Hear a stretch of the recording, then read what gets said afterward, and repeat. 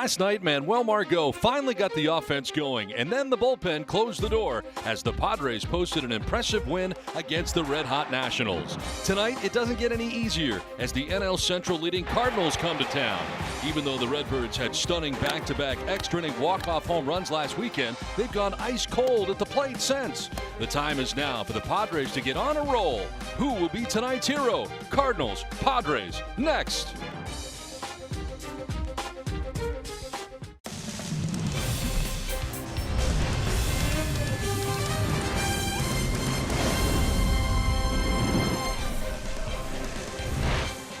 We welcome you to San Diego as the homestand continues for the San Diego Padres. They welcome the St. Louis Cardinals, the first of four between the Cardinals and the Padres from Petco Park.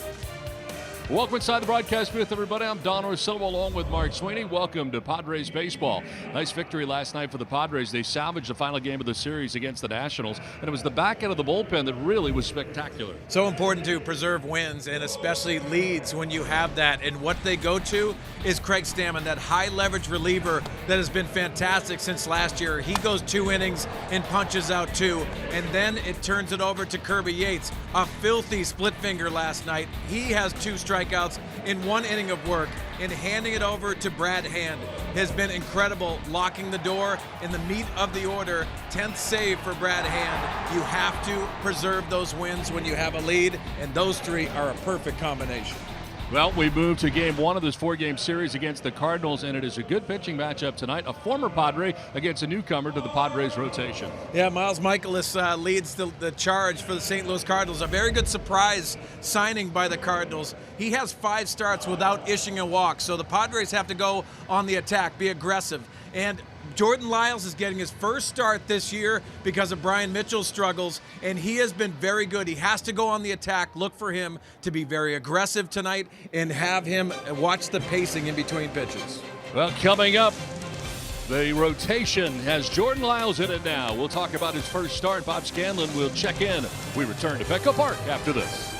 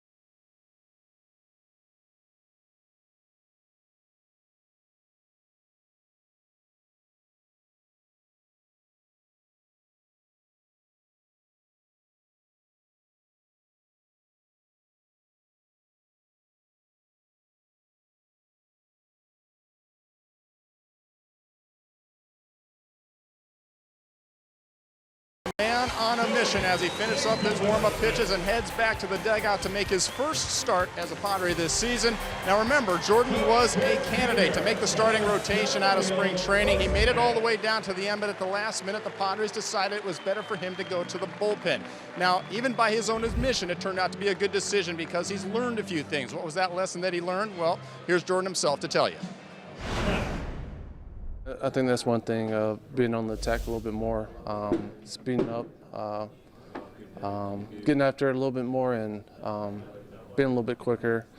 Sometimes as a starter, you like to slow things down and process everything, go over what happened in the previous at-bats you had against that guy. But definitely want to take that mentality of getting after it a little bit more and being on the attack. Sometimes the lessons are hard to learn, but hopefully he's learned this one. He's had 107 starts, so he has a starter mentality of going slow, taking your time. He's learned that that's not going to work. He's been so successful since going to the bullpen and being more aggressive. Not only has his velocity gotten better, but his curveball has been harder, sharper, and later. It could be a big difference maker for him tonight. Miles Michaelis going up against the Padres. The former Pod will be going up against Jordan Lyles. Padres, Cardinals, first of 4. First pitch coming up next, right here on Fox Sports San Diego.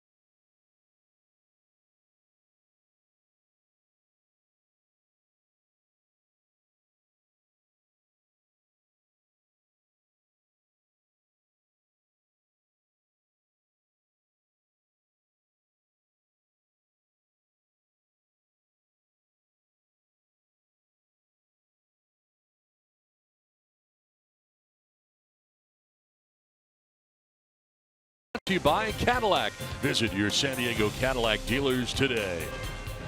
By Jack in the Box. This season, Padres home runs score free Jumbo Jacks only at Jack in the Box. And by Petco, the pet company. Welcome back to Petco Park in San Diego. Beautiful night here tonight as usual.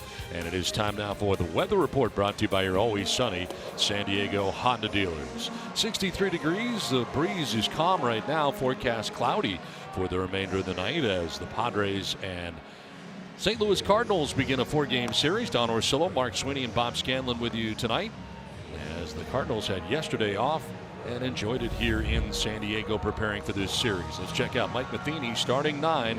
Tommy Pham is at the top of the order and in center field with Matt Carpenter at third base. Jose Martinez at first base with Marcelo Zuna in left field. Dexter Fowler is in right field. Paul DeYoung at shortstop. Colton Wong is at second base. It is Carson Kelly doing the catching and Miles Michaelis doing the pitching and batting ninth with Jordan Lyles on the hill. Take a look at the scouting report for Jordan Lyles, and it's going to be on the attack. Bullpen mentality, he has been very good. He's set the tone very well out of the bullpen. He needs to do the same as his first start happens, and be efficient with the fastball. That's been excellent. Mid-90s with the fastball. Really earning his way back into the rotation here for the Padres, working out of the pen, and his first pitch tonight is in there for strike one to Tommy Pham. Off to a fantastic start. First 30 games hitting at .323. And a liner into left center field for a base hit. Margot over to cut it off, and he'll fire back inward towards the infield, and a leadoff single for Tommy Pham as he continues to roll along. Let's check out the defense behind Jordan Lyles for the Padres, brought to you by your San Diego County Ford dealers. Left to right in the outfield, it is Franchi Cordero, Manuel Margot, and Travis Jankowski. Third to first, Chase Headley, Freddie Galvis, Jose Perella, and Eric Hosmer, with Rafi Lopez doing the catching for Jordan Lyles. Lead runner on for the Cardinals here in the first inning, and it brings up Matt Carpenter. Swinging a foul tip for strike one. Well, Don, it's going to be pretty interesting. Tommy Pham with that leadoff single. He's been out the last 4 games with a groin strain. So he has 7 stolen bases on the year. Let's see if he uses that speed with that injury. We have a couple of third basemen in this game tonight who are struggling lately over the last month. Gentleman at the plate right now, Matt Carpenter, 1 for 49. And sends one foul off to the left out of play. I saw a stat on Matt Carpenter, and he takes the second most pitches in an at-bat, 4.5. And that's a lot of pitches. So you're going to be behind the 8 ball. You're going to have to hit with 2 strikes. And he has failed to do that this year, where in years past we've seen that. 152 average for him, 3 homers and 13 runs batted in. On the other side, Christian Villanueva hitless in his last 28 at bats. And a couple of third basemen used to swinging pretty good bats and not doing so. Yeah, sometimes you need a mental day. I think it's important. And then for Christian Villanueva being that young player, having a very successful April, sometimes that's a little difficult to sustain that at times. Open stance for Carpenter from the left side. A quick check at first base. Tommy Pham, who's back to the bag. Jordan Lyles without a record coming into this start tonight. 3.66 ERA in 13 appearances out of the pen. Earned his way back into the rotation and his first start of this year. Swing and a miss, and he strikes out Carpenter. First strikeout for Jordan Lyles, 1 down. Let's take a look at the keys to the game, brought to you by your San Diego Honda dealers. Well, Jordan Lyles is going to be limited tonight because he hasn't been stretched out, using most of his innings out of the bullpen, and it's going to be possible important innings for the guys behind him. Travis Jankowski, he's done a great job in the leadoff spot. He's hit safely in 7 of his last 9. In batting leadoff, he's hitting .389 with 2 triples and 3 walks.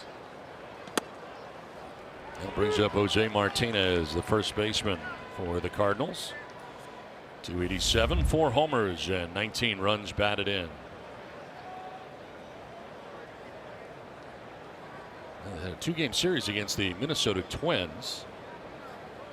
Just 1 run and lost both games of that 2-game set against Minnesota. Wednesday, kind of an unusual off day. The Padres have one coming up next week, in fact. Cardinals so far away from St. Louis and on the road 8-7. Their earned run average as a pitching staff a run higher than it is at home. Slinging it over to first base that time was Lyles. The Cardinals on the road, their pitching staff 3.97, at home 2.97. Matheny's Cardinals in first place to begin the day in the National League Central. This will get away from Rafi Lopez, and to second goes Pham. Wild pitch charged to Lyles.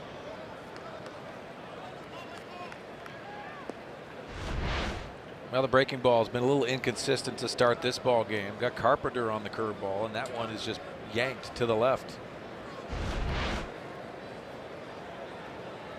Only 1 run in that series against the Twins. It was a solo home run by Jose Martinez, getting his 4th home run of the year.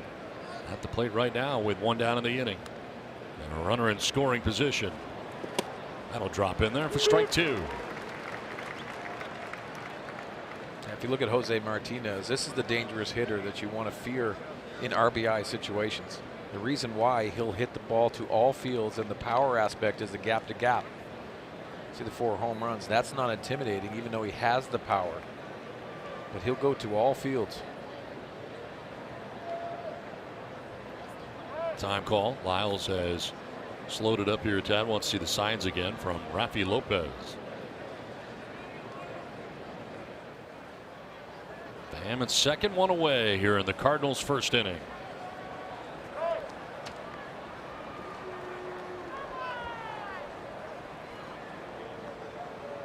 Center fielder Manuel Margot over towards right center. Big gap out in left center field right now.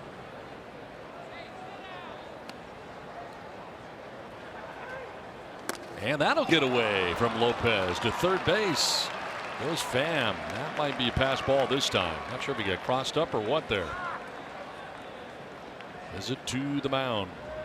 Well, anytime you see a conversation after the play and the pitch, usually that's not being on the same page. That is a catchable ball, but you don't know what Rafi Lopez put in. Remember, guys on second base, it's multiple signs. Charged mound visit there for the catcher Rafi Lopez. They're trying to get on the same page here early in this one. Now base runner 90 feet away in Tommy Pham. See the infield in and trying to limit that run. To center field, and Manuel Margot coming in to make the catch. Tagging at third is Pham. Throw is not going to be in time. It is offline to the first base side, and the Cardinals strike first on top 1-0. Sac fly for Jose Martinez.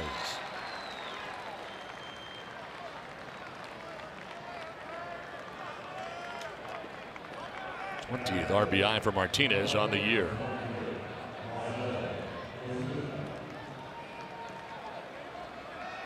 So that all-important first run.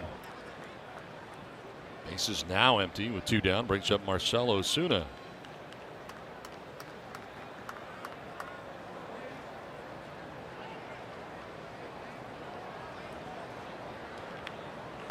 Ozuna swinging at the first pitch and fouling it off to the right, out of play. Well, coming into this at bat, 246 average, and he signed from the Marlins last year. Had a tremendous year. And has gone through some struggles moving over to the Cardinals. 37 home runs last year, 124 RBIs, and he hit .312. Played 159 games. Well, he also was in that same lineup as Giancarlo Stanton, the MVP of the National League. That might be a little bit easier. Takes a lot of pressure off. There's something to that. Also protection for Marcell Ozuna. Yeah, he kind of got overshadowed by Giancarlo Stanton, but boy, he had a terrific year and is a very good player. This is his 5th season with the Marlins in the big leagues, and by far his best season.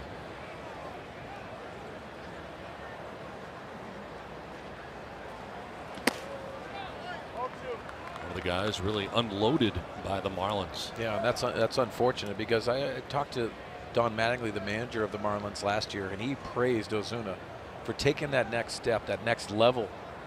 And obviously the numbers back that, but he had the ability to carry an offense along with Giancarlo Stanton.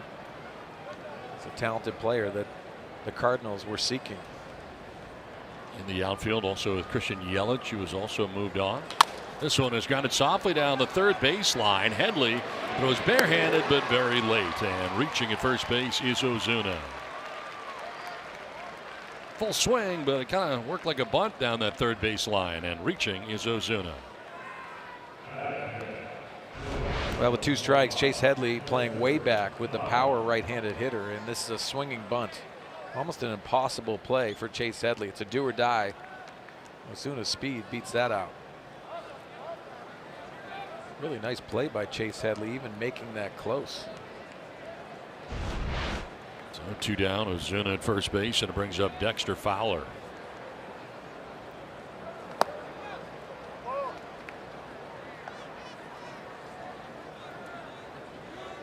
Jordan Lyles making his first start of the season, replaces Brian Mitchell in the rotation. most pitches he's thrown in any outing this year so far is 45 pitches. So Andy Green kind of hoping for 4 innings out of his starter if possible. Padres do have a rested pen for the most part. Nobody has worked in back-to-back games yet, although Stammen did go a couple innings last night, but still could be available for tonight's game. Yeah, and I think it's going to be one of those things where they are set up lengthwise out of the bullpen, and that's good. But for Jordan Lyles, he has to be efficient. He has to be on the attack, and I'm seeing him slow his repertoire down because the command is not there. Walks Fowler, and the Cardinals have something going here now with 2 down, and is going to bring Darren Balzer, the pitching coach, out. Well, perfect time for a breather. Because for Jordan Lyles, you're getting this opportunity. There has to be emotion within this start. And obviously, he has been very good in his 19 innings of work out of the bullpen. But it is totally different when you're coming out of that bullpen and you're starting a game, trying to set the tone to a ball game. Lyles did the bulk of the talking right there. Guy who's in the mix for a rotation spot in spring training and fighting for a job in that regard, and then towards the end of spring was moved to the bullpen. Made 5 starts for the Padres late last year after signing with the club in August. Had been released a week earlier by the Rockies. Was 1-3 in the rotation at the end of last year with a 9.39 ERA. First and second, 2 down, and Paul DeYoung will take strike 1. .250 average for DeYoung with 7 homers and 14 runs batted in.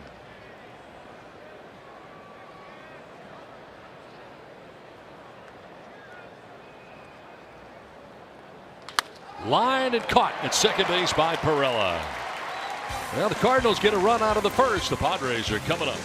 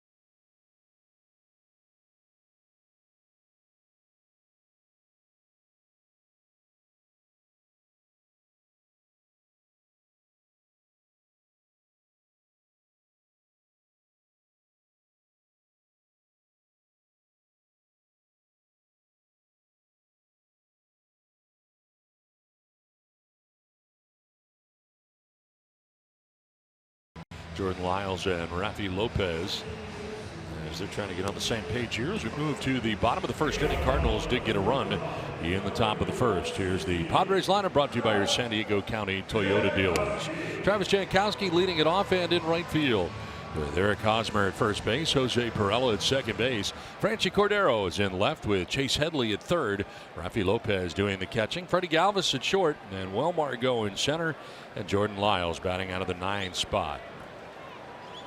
Miles Michaelis on the mound, the former Padre reliever, now starting with the Cardinals. Take a look at the scouting report for him back in the USA. 3 years in Japan for the Yomiuri Giants. And getting an opportunity for the Cardinals. This is a velocity guy. He can get upwards to 98 miles an hour. Pitches right around 95, 96 with a fastball, curveball, slider, and changeup. Predominantly fastball, curveball when he was with the Padres out of the bullpen. Travis Jankowski hitting at .346 since returning to the majors and trying to bunt his way on. Not a bad idea. Fouls it back 0-2. Well, this has been the Cardinals' best pitcher of the year. Michaelis 4-0 with a 2.70 earned run average, making his 7th start of the season. He's been great. As we touched on is Mike Maddox to the left, Mike Matheny, the manager, to the right. He's a strike thrower. Learned that in Japan to attack the strike zone, but also has velocity and only 2 walks. And that was in 1 start in Cincinnati. So this is a very different looking guy than the guy you saw in a Padres uniform. Totally different. Obviously confidence comes into play. What you learn and how you mature. Now he has that curveball, and it almost seemed like it was a fastball curveball, but he overthrew it a lot. So it wasn't called a strike, it wasn't swung at. Now he's starting to drop that curveball in for a first pitch strike. As a starter, you need to do that, but also has 2 other pitches to go along with that 98-mile-an-hour fastball. This will bounce in and blocked by Kelly. I think the key for the Padres tonight is if they can wait out that curveball, have him prove that he'll be able to throw that for a strike. Seen that with Jankowski already in this at bat. Jankowski now, Hosmer next. Padres batting here in the home half of the first inning. On the ground right side to Colton Wong. That's the first out here at the bottom of the first inning. Let's check out the Cardinals defensively, brought to you by Cadillac. Left to right in the outfield, Marcelo Zuna, Tommy Pham, and Dexter Fowler. Third to first, Matt Carpenter, Paul DeYoung, Colton Wong, and Jose Martinez, with Carson Kelly doing the catching for Miles Michaelis. Michaelis has out number 1, and here comes Eric Hosmer.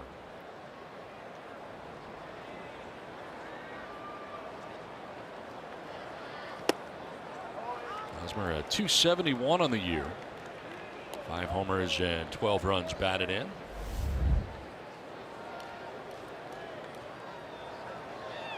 Michaelis really emerging as one of the top signings during this offseason. Former, as Mark Sweeney said, I'm so used to calling you Sweeney. Call me Forgot your name is Mark. You can call me anything Mark you want. Sweeney. I called you Dan last time. I know, so at least I got one of your names right. Anyway, on the Yomiuri Giants. It's Major League Baseball, that walk ratio, walk to strikeout ratio. Incredibly, only 2 walks in 40 innings. It's hard to do. Yeah, it is really hard to do. 2-1 pitch. On the ground to third. Carpenter to the backhand. And the throw in plenty of time to get Hosmer 2 down. Well, Don, you think about the mentality that you have to have going over to Japan, being able to throw it. Not known for their home run power in lineups down there. So for Miles Michaelis, the adjustment he made, he said, you know what, I'm going to pound the strike zone. And when you couple that with velocity, you come over to the States, it even works here. That's the adjustment he's made when you start talking to the Cardinals brass. So 2 down here for Jose Perella.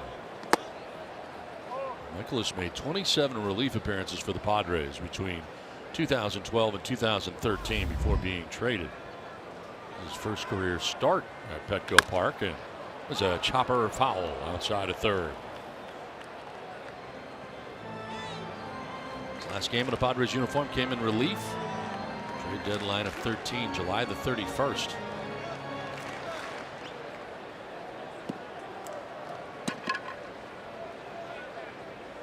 A lot about his fastball, but opponent's only hitting at 158 against his curveball.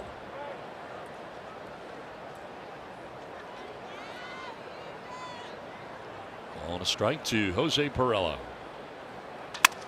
On the ground to third, couple of hops to Matt Carpenter. It is a 1-2-3 first inning for Miles Michaelis. 1-0 Cardinals after 1.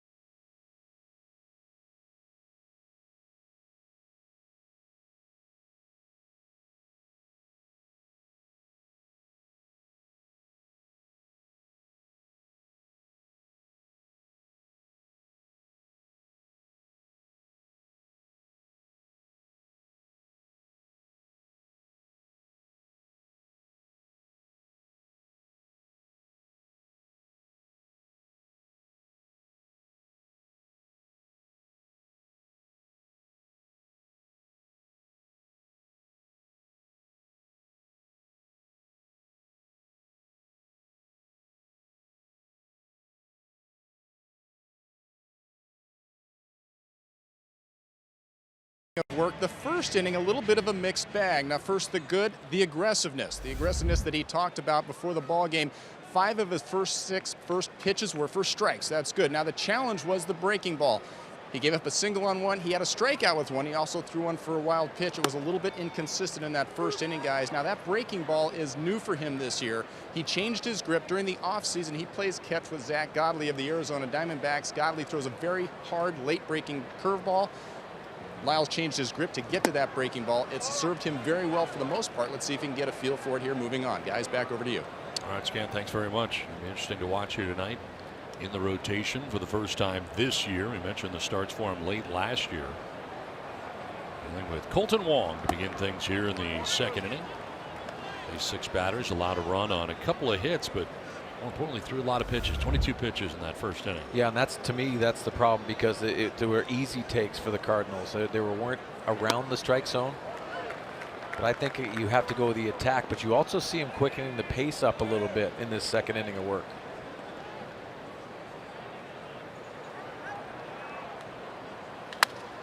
Fouled off down the left field line, out of play. Why I think that's important, Don, is that when you're in the batter's box and you know that pitcher's getting the ball and going, he dictates the pace, and it makes you uncomfortable as a hitter.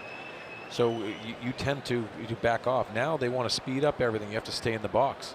So that really comes into play. If a guy takes his time, you have the ability to set your own pace as a hitter, and it almost seems easier. Go through some of your thoughts, some of your keys, and get in there and feel comfortable.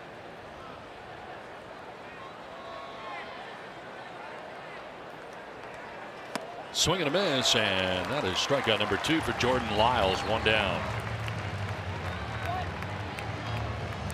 Well, this is the attack, because the previous fastballs, they were fouled off by Wong, but he was late on both of those, setting up the breaking ball perfectly. See that spin that Bob was talking about. Their new and improved curveball. 1 down here in the second inning brings up Carson Kelly, the catcher, so far 0 for 4. One of their top prospects, and obviously not having Yadier Molina stings a lot, because he sets the tone for the scouting reports. Also, he's the veteran out there that Mike Matheny relies on. But for Carson Kelly, it's about his turn and taking over the reins for Yadier Molina, who's going to be out more than probably a month, is what they're talking about. It's a very different looking St. Louis Cardinals team without Yadier Molina. So used to seeing him being in the middle of everything.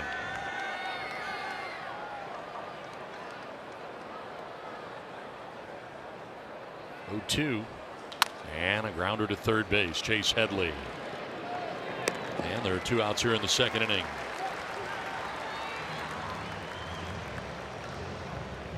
Much better start to this inning for Jordan Lyles. Miles Michaelis coming up here, the pitcher, batting out of the 9 spot with 2 down in the inning. First major league hit was a 2-run home run in the Cardinal uniform. So he has home run power, even though the average doesn't show it.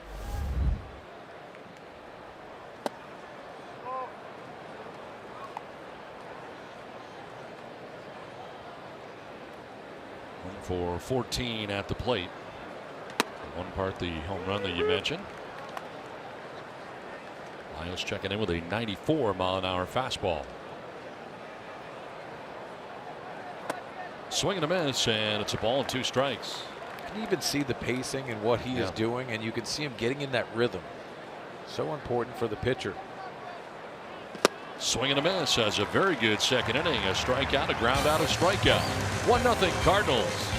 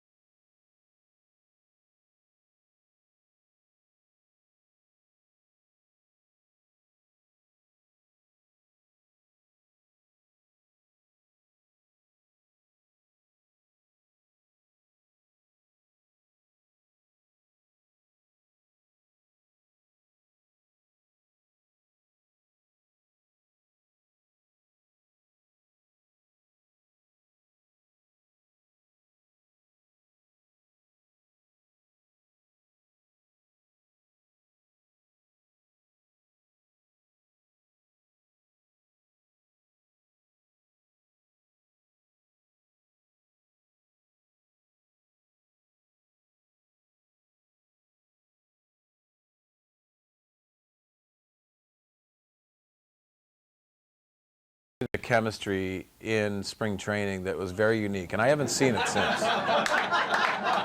It was really a loose group.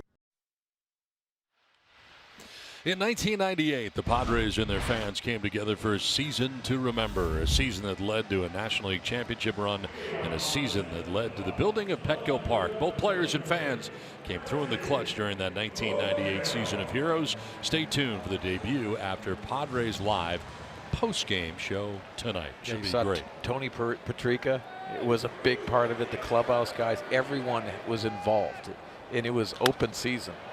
And it happened in spring training, and why I say that is because we do stretching, and everyone would be ragging everybody all over the place. Greg Vaughn had ice packs on his quads one day in stem unit, and he walked out for the stretching just so he could rag people. That's how important it was for everybody. And I think you have to have that. It's really organic when it comes to going out there and playing and having fun. And we had that at an early stage, which you have to create that.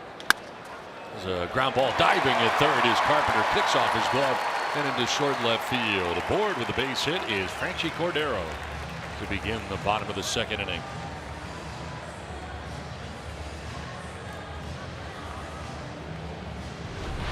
Well, Franchy Cordero continues to improve. He broke his 12-game on-base streak yesterday, and he starts a new one right here, going the other way, slowing the game down.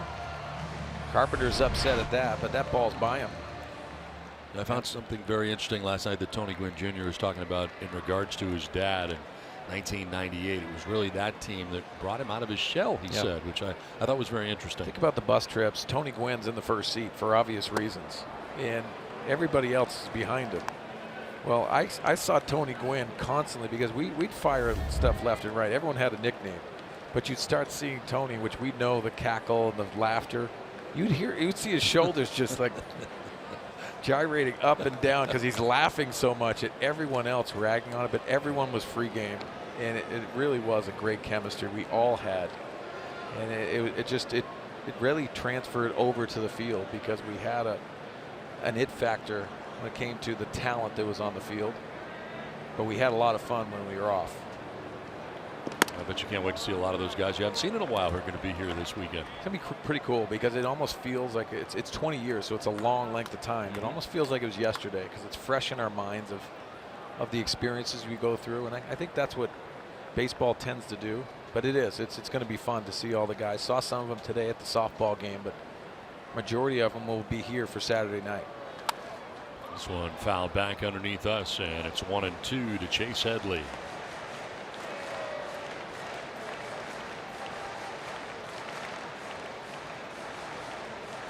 We'll see bobbleheads for each of the 4 games of the series here against the Cardinals, and I guess starting off with Tony Gwynn makes the most sense. Night Sure number does. 1. You better start off with Tony Gwynn.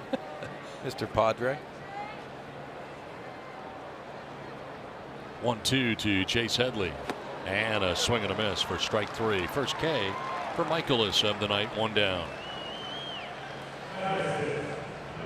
As Tony Gwynn Jr. said in the pregame show, this is the closest anyone's ever gotten to looking like his dad. Yeah, it does, and this is the moment that he had the home run off David Wells in Yankee Stadium. Obviously, you see the road graze, and that was a magical moment. Just putting him on the main stage. Said it last night. Having Tony Gwynn on the main stage in New York, also the World Series. The games here, obviously, the results did not go our way. 4 straight games against a Yankee team who's so talented. It really came down to Tony Gwynn being on that main stage and really giving his just due to the game of baseball. Lead at first for Cordero, 1 down, and Rafi Lopez. That's a ground ball to first base. Martinez will go to second for 1, back to first, and gets by the pitcher, Michaelis, who is covering. And reaching at first base will be Lopez with now 2 down. 3-6 on the force out at second base.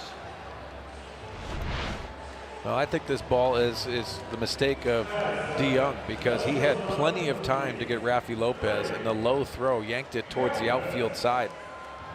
Very difficult throw for a moving Miles Michaelis to make that play at first base. I think he had a lot more time than he realized. Two down. Lopez now at first base, and we'll give Freddie Galvis an opportunity here in the last of the second inning.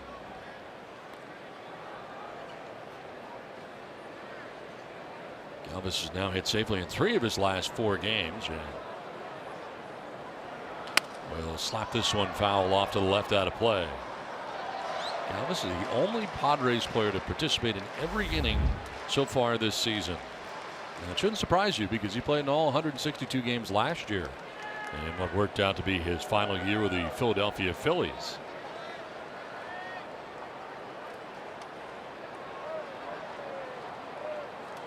On the ground to second base at Colton Wong again. And another pretty easy inning for Michaelis. Through 2, 1-0 St. Louis.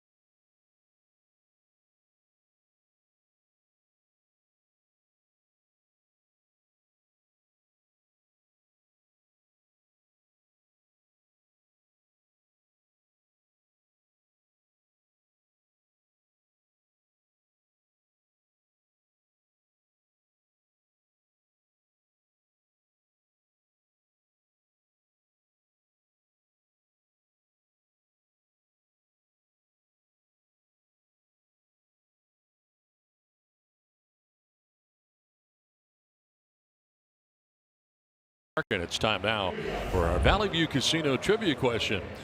The question tonight is, Tony Gwynn led the 1998 Padres with a .321 batting average. He finished second in batting average on the club.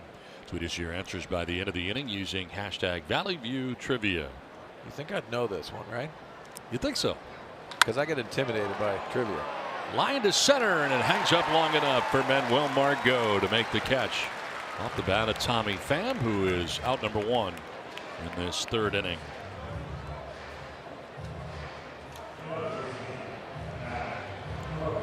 Was it you? No. You feel strongly about that? I feel very strongly about that, yes. I don't think I even qualified. And I know they didn't show a qualifier. One down here in the 3rd inning, and it brings up Matt Carpenter. He struck out swinging in the 1st inning. 3 strikeouts for Jordan Lyles.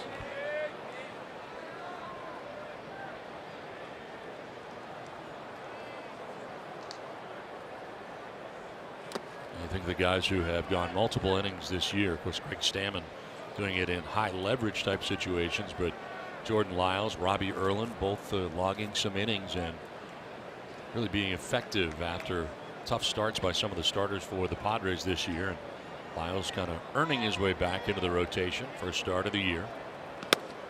Trying to pick up that outside corner. You know, it's pretty interesting moving forward with this game. You remember Clayton Richards' outing 2 nights ago. That's so important because he goes 8 innings, gives a little bit of rest to those long men, setting up a perfect scenario to back up Jordan Lyles tonight.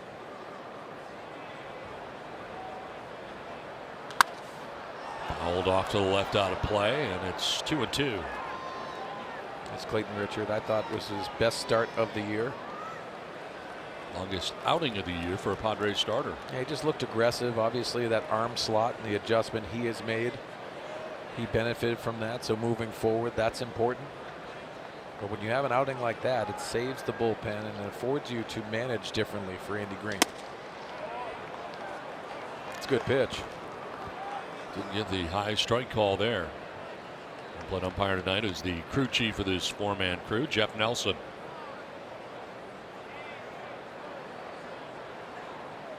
That is strike three. Got it down a little bit. Second time the Carpenter is down by way of the K.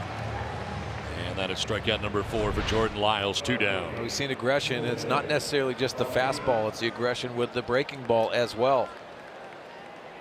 That high fastball, the previous pitch, set up that breaking ball for the 4th punch out. 2 down here in the 3rd inning brings up Jose Martinez, who hit a sacrifice fly in the 1st inning and picked up his 20th RBI of the year.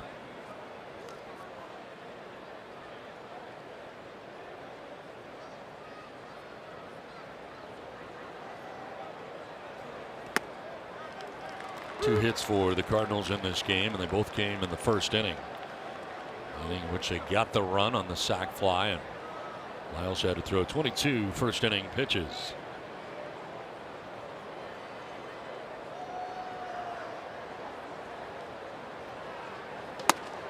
I love that.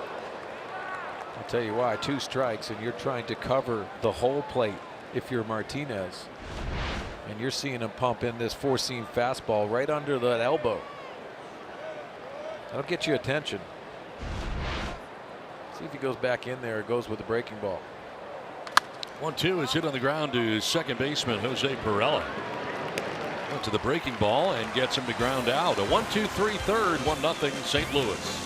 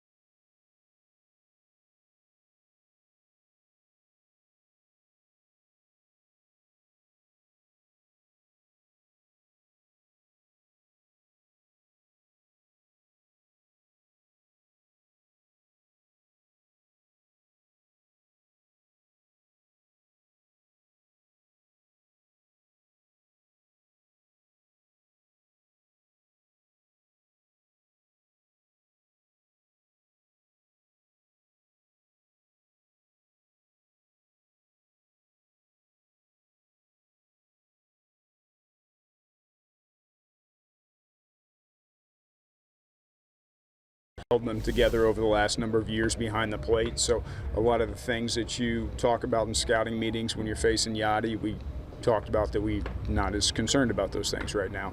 That said, they're getting back to health with Pham back in the lineup. He swung the bat really well this year for them. And they pitch. Michaelis looks really good. Andy Green commenting about the fact that the Cardinals are missing their field general, Yadier Molina, who's going to be on the disabled list for about a month now, guys, after that groin injury. But what's interesting is that it really changed your scouting report when you're facing this ball club in 2 ways. First of all, you don't have to worry so much about the back picks, but also how do you approach their pitching staff? So much of their staff relies on Yadier Molina, and some in their organization actually concerned at times that their pitchers can become complacent, relying on him too much. It'll be interesting to see how the youngster Carson Kelly handles this staff over the series, guys. All right, Scan, thanks very much. Here is Manuel Margot sending one to right field, and Dexter Fowler handles out number 1 of the bottom of the 3rd inning.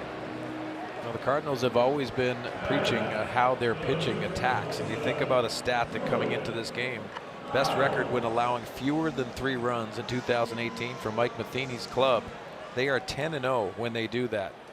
Mike Maddox, the new pitching coach, That's third in baseball behind the Boston Red Sox and the Colorado Rockies. One down here in the third, and Jordan Lyles. So far 0 for 1 at the plate. Again, his first 13 appearances coming out of the pen, so not a lot of chances to swing the bat during the season. And quickly down 0-2. Michaelis with a 96-mile-an-hour fastball. Almost looks like Michaelis is throwing a bullpen.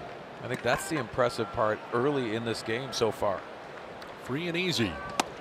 That makes very quick work of Jordan Lyles. Just blew it by him. Second strikeout for Michaelis. 2 down here in the third inning. Well, time now for the Kia drive to success. Highest strikeout walk ratio. We were talking about it. Just 2 walks in 40 innings coming in. Miles Michaelis and Zach Greinke, but far and away better than Greinke in that category. And those are all of the major league's leaders this season. Another surprise is Garrett Cole for the Houston Astros. What a start to his Astros career that's been. Unbelievable. Padres saw that firsthand when they were down in Houston at Minute Maid Park. And he's their number 4 starter. That's unbelievable. They're kind of deep. That is riches, to say the Yeah. least. Well, Jankowski at the top of the Padres order, riding a 4-game hitting streak. And softly grounding one outside of first. And last night off, Matt Caesar got the start in last night's game.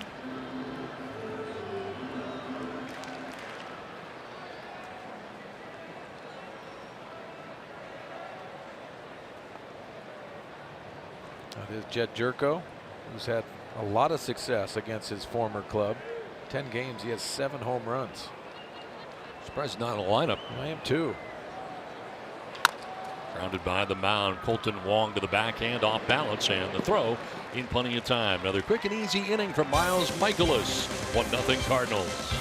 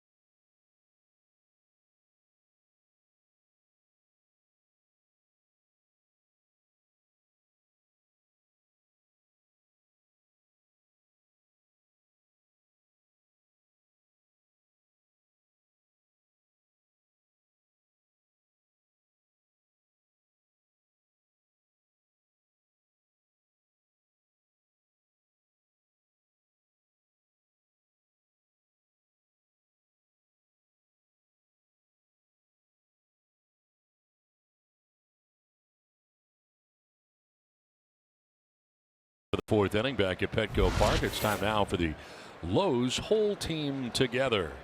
And we look back at the 1998 NL West division standings.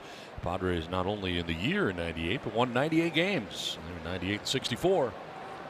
50 home runs from Greg Vaughn, which is carrying a ball club for a substantial time. I'd say probably 2.5, 3 months he carried us. Hit his last home run, which was number 50, in his last at bat in Arizona. AKA Hootie in the Blowfish, Darius Rucker, look-alike.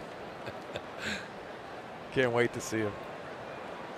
50 pitches, now 51 for Jordan Lyles on the night. Key number we'll be taking a look at. Not expected to go really beyond 4 innings in his first start of the year. No one has started to warm in the pen. There is some milling about, some stretching going on out there right now as Lyles begins this 4th inning. Dealing with Marcell Ozuna, Dexter Fowler, and Paul DeYoung. We have the breakdown for him of the 52 that he's thrown. And a swing and a miss. Full count now. Now that's what you got to like. Jordan Lyles in a 3-1 count. Ozuna's dead red, and he throws it by him. Ozuna kind of a bundle of energy bouncing around there in the batter's box.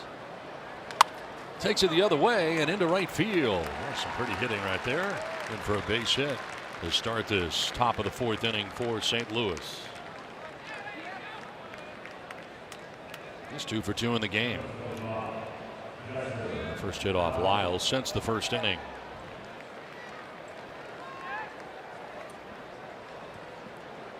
He retired 7 in a row prior to that base hit. Opposite field hit at that for Ozuna. And it brings up Dexter Fowler.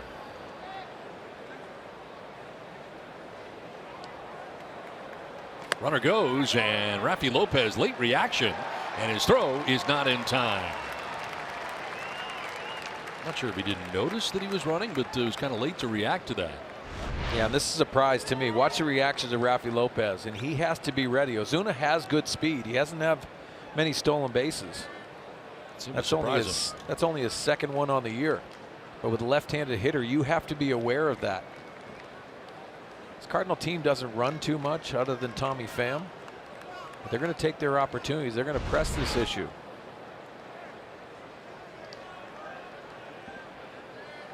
Runner at second and nobody out here. Fowler had taken ball 1.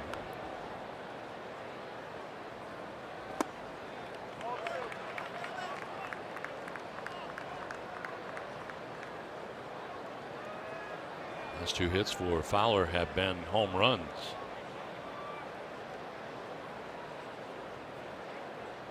He's got 5 of them on the year and a pretty good rip right there on the 2-0 pitch. Well, Sunday night they played a long game against the Cubs. And Javi Baez hits a go-ahead home run, and with 2 outs, Dexter Fowler hits a 2-run homer for the walk-off win.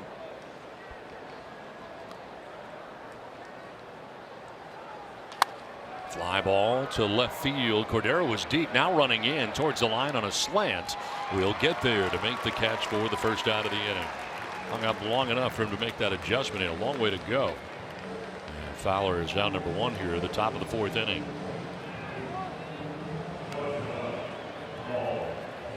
So runner at second, 1 down, and Paul DeYoung coming up.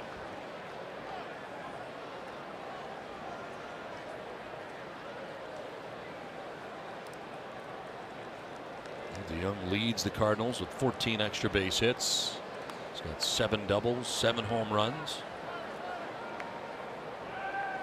Pickoff play at second, no throw with Perella cheating in at second base behind Ozuna. Go back because he was not entirely sure. Well, Don, you even said it in the batter's box. Ozuna was jumping all over the place, energy, and he almost continues that energy even at second base.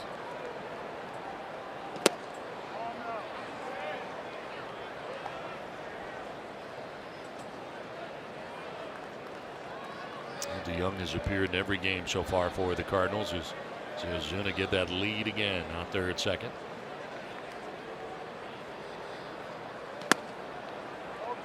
Two and 0.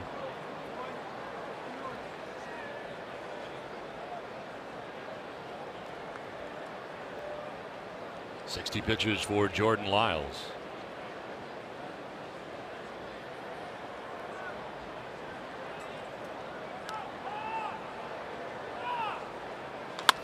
Line to right center field. Margot on the run, won't get there. It's in for a base hit. Stopping at third is Ozuna, and the Cardinals have runners at first and third with 1 away. I think the Padres got a break there. Marcell Ozuna did not get a good read on this. It was off the end of the bat. You can almost hear it. And this ball's not going to be caught. See Manny Margot trying to deke him as much as possible, but that's on Marcell Ozuna. He only advances 1 base, first and third for the Cardinals. So they're at the corners with 1 down for Colton Wong. Wong struck out swinging in his only plate appearance so far in this game. That was in the 2nd inning.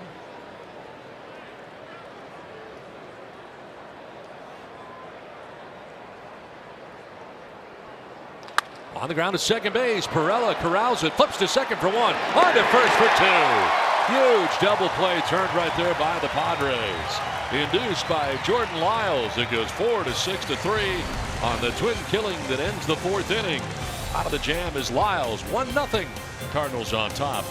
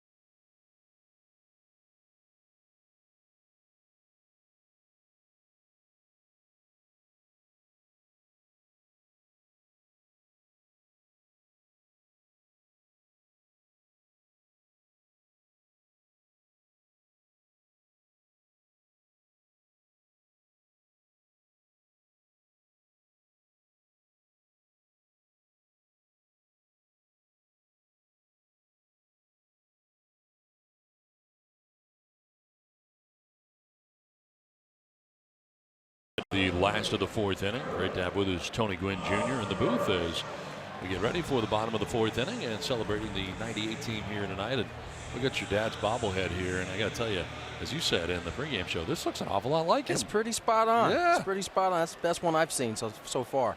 Well, they started with your dad's tonight, and there'll be one every night. They're at the ballpark the next 3 games against the Cardinals. I think that bobblehead was generated by that facade shot at New York. Yes, it Yankees. was. That's what makes it even more special, right? I think he would have told you if he was here today that was his favorite moment in the big leagues. Eric Hosmer leading it off here in the bottom of the fourth inning. Cardinals on top 1-0. Well pitched ball game so far in this one. I know we touched on it last night, but what was his feeling about just going to New York City on the main stage? You know, if you asked him, New York wasn't his favorite place to go, but when he got a chance to go to New York Stadium and be in Yankee Stadium for the first time, I don't know if he would admit to it, but he was like a kid in the candy store. He was really looking forward to it.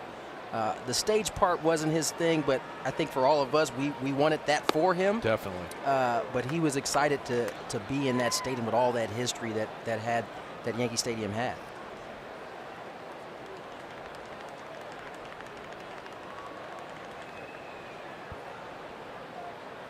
Hosmer grounds one softly towards second base. Colton Wong will go to first. And there's one away here in the fourth inning. Here is that home run. World Series 1998. He said he's going to try to sneak a piece of cheese by him, and he did not. You see him working those hands in, and that's a line drive off the third deck. So he's got that cool demeanor, but you could tell deep down he wanted to smile is what he wanted to do.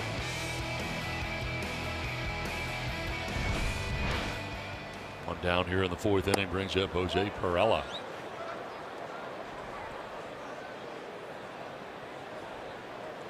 Next pitch will be the 40th for Michaelis, who has been tremendous so far here tonight. Lived up to everything we have heard and seen numbers-wise from him. 2 strikeouts, no walks. You don't expect any walks. A guy who has only walked 2 in 40 innings coming in. But he's getting ground ball outs tonight as well. He's got 7 of them to this point with 1 away in the fourth inning. He's gone on the attack. He's also induced weak contact. This is pretty good contact. Ozuna started in. It's over his head and off the wall.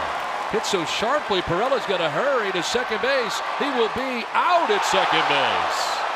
Well, that one worked against him as he hits it so hard off the wall. Ozuna gets it back and quickly to second base. And trying to make it a double was Perella, but thrown out by Marcelo Zuna. This is going to be close, I think. See Perella hit this ball, almost knocks the wall down. Ozuna comes up with it perfectly, makes a good throw.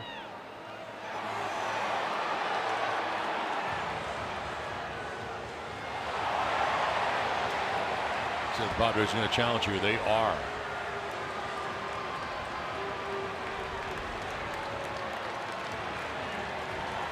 Does the right hand get in before the tag? Well, that's going to be really close because that's the center field angle. Let's see if he gets that left hand in here, or right hand, excuse me. Very difficult to see. Even from that center field camera, you can't see when his fingers are touching that bag and when that tag's applied. And remember, it's got to be evidence to overturn this call. Yeah, that's the thing. It's got to be enough to overturn it. Call on the field is out. I mean, if he tags the hand, he's definitely out, but it looks like he gets the form, and like you said, there's no angle that's definitively says his hand gets to the bag before the tag does. So with the original call being out, my guess is that it's going to stay that way. No, guys, I was interested why he was sliding inside, because you see Colton Wong applying that tag. Typically, they catch it and apply it, putting it down on that side, try to clear the throw. So you would typically slide on the outfield side of second base. Yeah. Because Colton Wong had no visual of Perella, so as he's just kind of coming down by habit in that area. If he's on the outside with no visual from Wong, probably doesn't get that tag down. Yeah, it's a longer tag. Well, a longer review right now as they are taking a look at this. The challenge by the Padres. Again, the call on the field is out. We'll see if they overturn it here or whether the call stands. Well, if this lengthens out, I think it's to the benefit of the Padres. Yeah. Really shows you how close this play was. Now for Perella, with one out, you have to be aggressive. Was he aggressive out of the batter's box? That's something interesting because that ball was blistered off the left field wall. Yeah, I mean, I don't know that Perella has ever come out the box without ultimate hustle coming down the line. So it just doesn't seem likely that's the case. We're going to get a call here in a second. Is out still, so Padres lose their challenge. It'll be a single and the put out from 7 to 4. I tell you what, it's not something that we're going to look at and highlight, but the way Ozuna played that ball off the wall was picture perfect. He knew off the bat he had no shot to make a play, set his body up perfectly to make a throw to second. Perfect one-hop throw gets Perella. 2 down here in the 4th inning brings up Franchy Cordero. That review took 2 minutes and 17 seconds.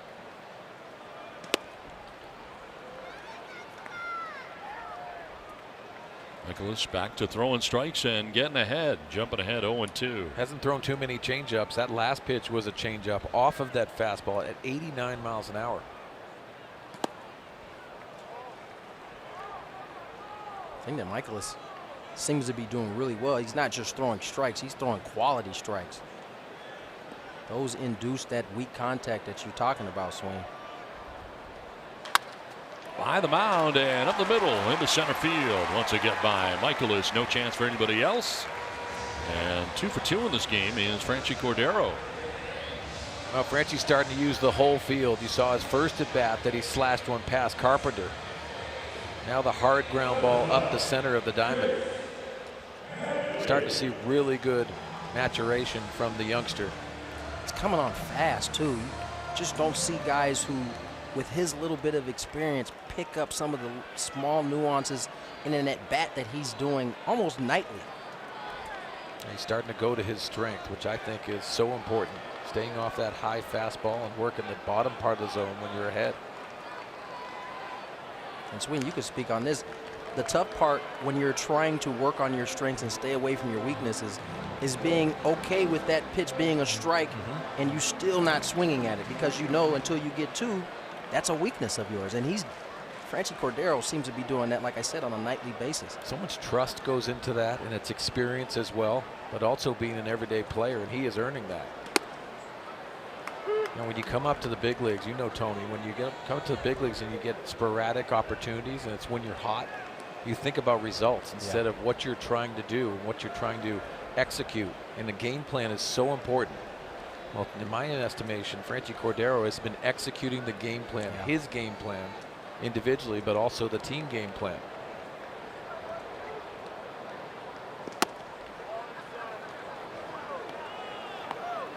Second at bat of the night here for Chase Headley. Struck out swinging in the second inning. Now batting with 2 down, and Franchy Cordero at first base. Not a bad pitch to go on, even though Michaelis has been very aggressive with that fastball. You're going to have to press the issue because Michaelis has been on point all night long.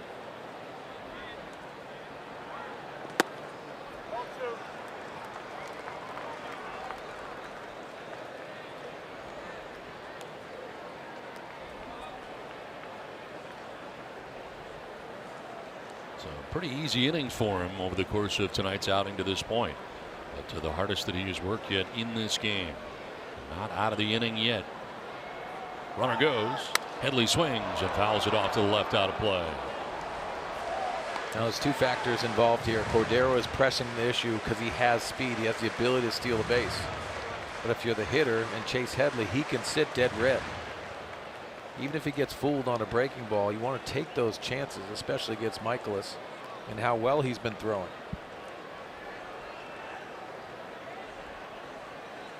Next pitch will be the 50th of his outing with 2 down here in the 4th inning.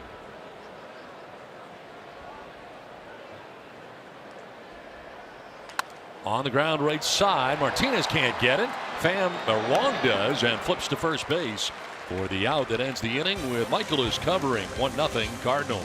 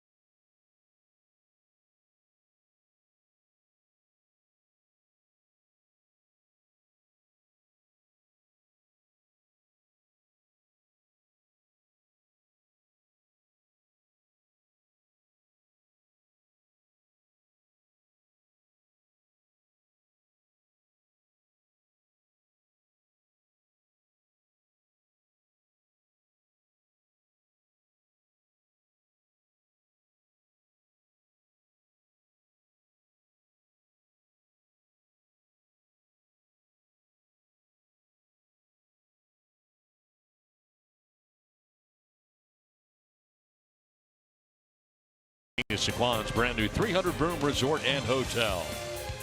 By Petco, the pet company. And by Nissan. It's time to upgrade. Save big at the Nissan Tech for All sales event. Shop ChooseNissan.com. 1-0 Cardinals on top of the 5th, and Jordan Lyles still in this game as he starts the 5th, and Carson Kelly, catcher for the Cardinals, leading it off. Kelly 0 for 1, grounded out to third base first time up. Padres start the inning with action in their pen. It's Phil Maton first up in the pen.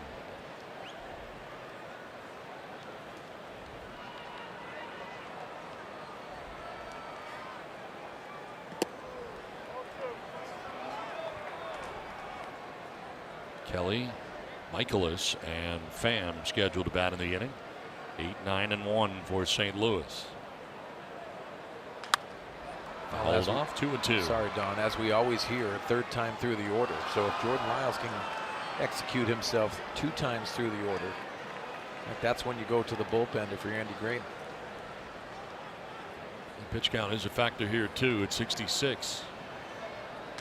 Fly ball center field, playable for Margot. Almost in his tracks out there in center for the first out of the 5th inning.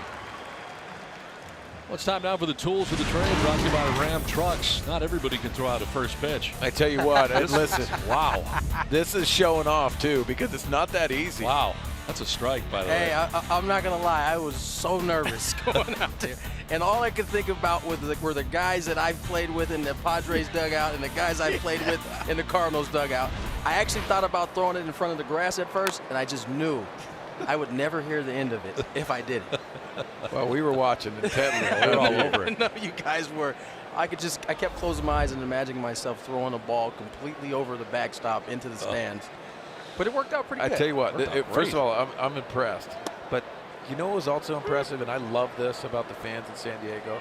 What an ovation you got when you went up there. How'd that feel? It felt awesome. I mean, it's one of those things where you walk out there, you're not expecting it, and then it happens, and you know it's kind of emotional. You're fighting. I was kind of fighting back some emotion there, but it's always nice to get love. And I said today, earlier today, on our radio show that our family is overwhelmed by the amount of love we get year in and year out around this time, around next month's time, and it's just it helps us get through that mourning phase. I mean, it's one of those things. Everybody's different. Everybody mourns differently, and those type of things help you get through it for sure.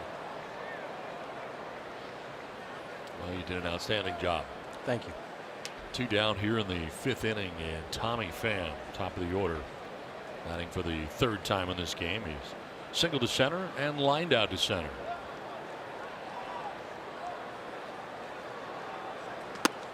Takes the strike, thought about pulling the trigger, but could not. You know, he's thrown some good changeups, and that one was the good one right there.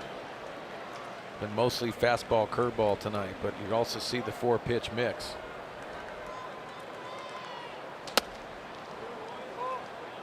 I think if you harness his attack mode, and we've seen glimpses of this tonight, and the consistency, especially after that 1st inning, Jordan Lyles acts the part.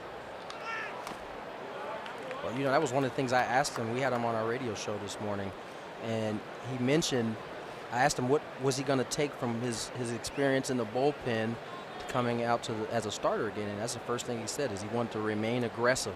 It was one of the things that helped him have success so far this year out of the bullpen.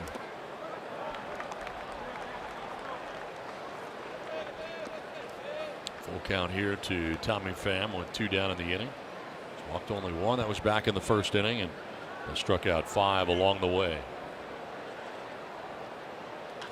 In the air to left field. Cordero going back, looking up, and it is gone. A home run for Tommy Pham, his 6th of the year, and the Cardinals take a 2-0 lead.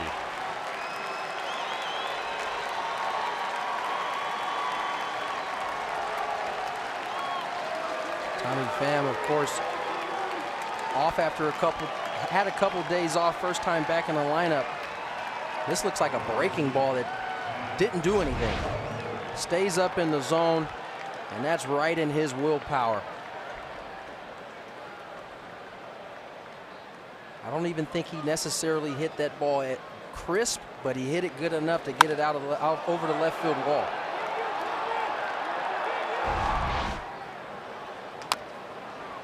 So a 2-0 St. Louis lead, and Matt Carpenter now batting. And that is home run number 6 of the year for Tommy Pham.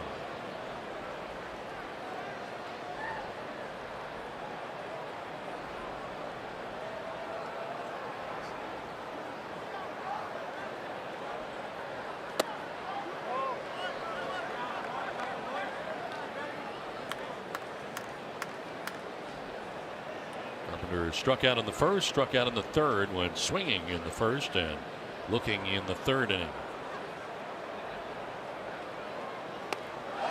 Check swing, did he go? No. Check with Chad Whitson, 3rd base umpire. The 80th pitch of this outing coming up here for Jordan Lyles with 2 down in the 5th. You know, Jordan's trying to empty the tank. I'd like to see him empty the tank with that fastball, the aggressive fastball, especially against Matt Carpenter, who has been struggling all year, as you see the average. Carpenter just doesn't look very confident up there. You've seen it before. You can look in a guy's face and see when the wheels are spinning up there. And you know, as a hitter, that can't happen when you're in the box in the game.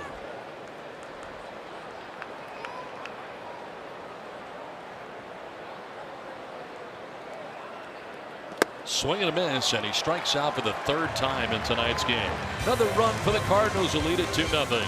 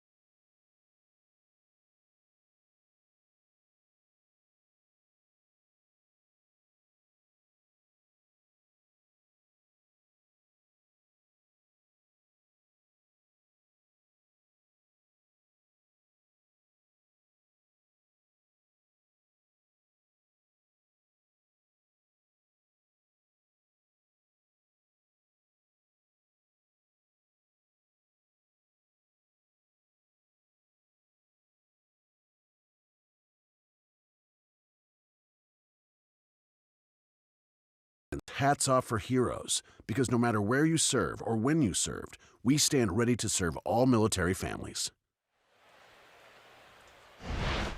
Last of the 5th inning back at Petco Park in San Diego, where the Cardinals, on a home run by Tommy Pham, have now added their lead on top 2-0. 6, 7, and 8 coming up here for San Diego. Rafi Lopez, Freddie Galvis, and Manuel Margot. Face Miles Michaelis, who has dazzled through the first 4 innings, allowed only 3 hits, hasn't walked anybody, and struck out 2. It's time for this offense to go. You have to kick it in gear. You know he's in a rhythm, to try to take him away from that, and also the aggressiveness. Maybe modify your plan a little bit and go on the attack, the big part of the field.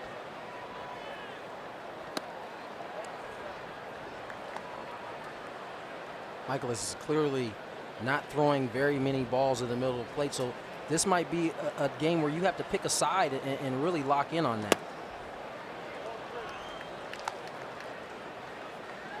Mike Maddox, pitching coach in St. Louis, looking on and enjoying the work of Miles Michaelis so far this year. 7th start.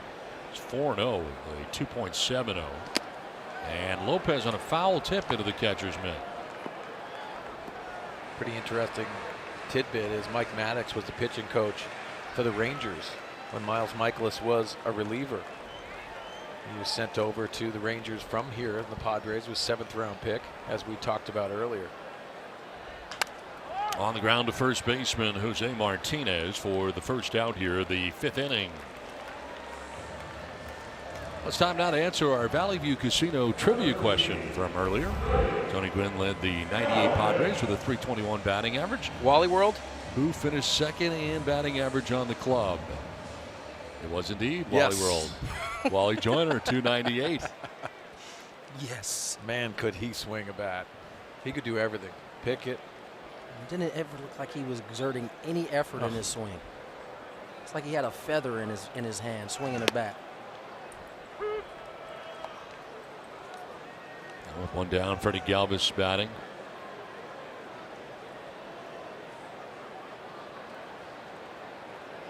9 ground ball outs through 4 1/3 innings for Miles Michaelis.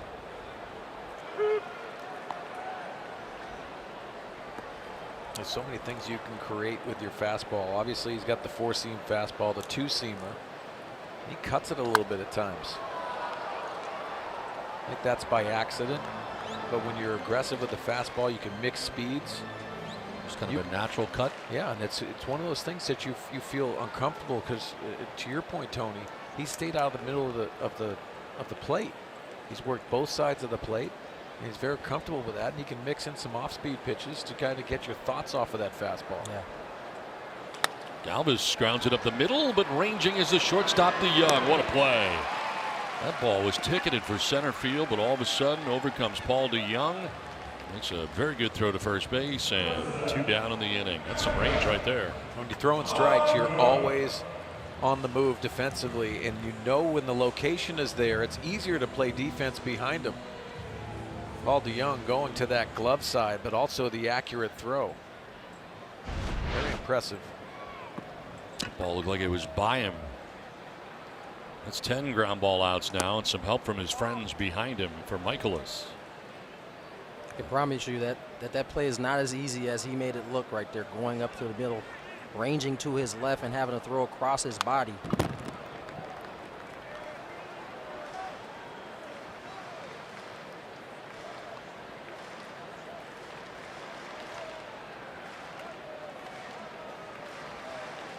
Well, Margot with a count here of 1-1, and the pitcher spot on deck is Matt Caesar, who has come out for Lyles. Aiton still up in the pen. There is Caesar, who led off last night for the Padres, coming off the bench to pinch hit tonight.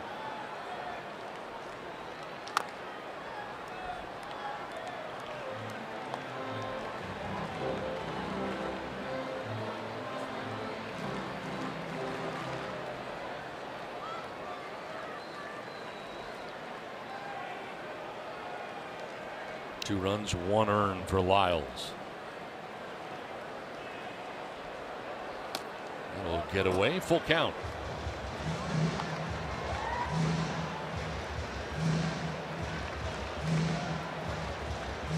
No walks, 2 Ks. As Michaelis works here with 2 down in the 5th inning.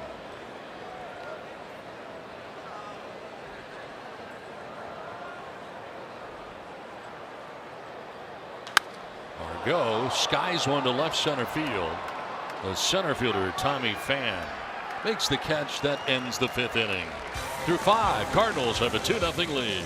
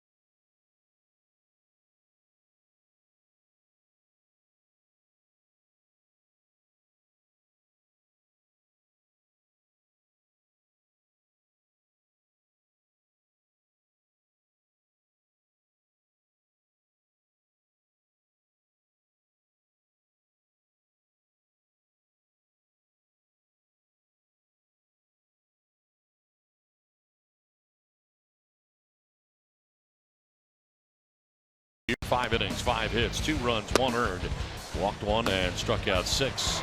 very well here tonight in his 5-inning effort. Michaelis on the other side also outstanding in this game. 5 shutout innings for him so far. A home run to left field for Tommy Pham. The second run of the game for the Cardinals. First run scoring on a sac fly by Jose Martinez. And it's 2-0 St. Louis. Michaelis about to start the 6th inning. Jordan Lyles out of the game now. Tommy Pham 2 for 3, and Franchi Cordero 2 for 2 with a couple of singles for the Padres left fielder. We move on to inning number 6, and Phil Maton into the game here for the Padres, and dealing with the number 3 hitter Jose Martinez. On the ground and diving at first as Hosmer can't get it. It's into right. And Jose Martinez aboard to begin things here in the 6th inning.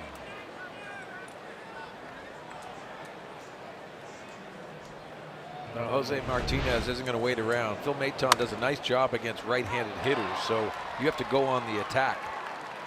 Maton's held right-handed hitters to a minuscule 185 average. Lead runner on here for St. Louis for the 3rd time in 6 innings, and here's Marcelo Zuna.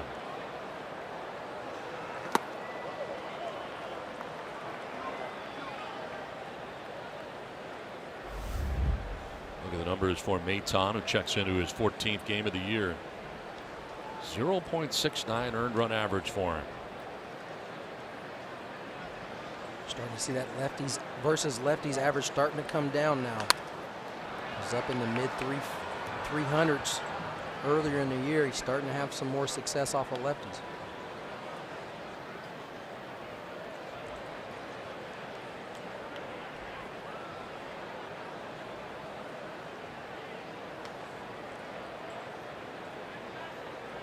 Zuna 2 for 2 in the game, a single in the infield and a single to right, also a stolen base.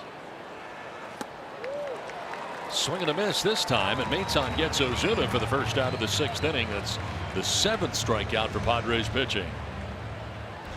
Well, you missed the fastball. You're going to get a good breaking ball, and even at the top of the strike zone. This one backs up on him a little bit. Sometimes that's the difficult one to hit. Runner at first, one down. Dexter Fowler walked in the 1st inning, flied out to left in the 4th inning.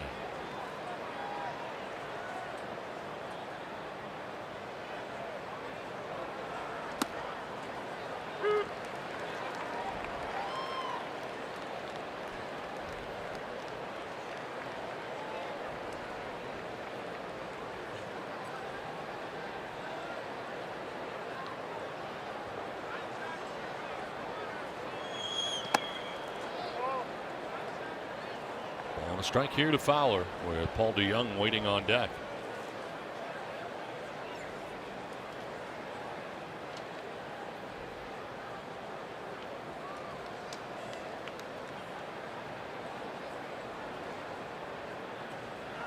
Runner goes, and the throw from Lopez. That's a good throw, and it's in time.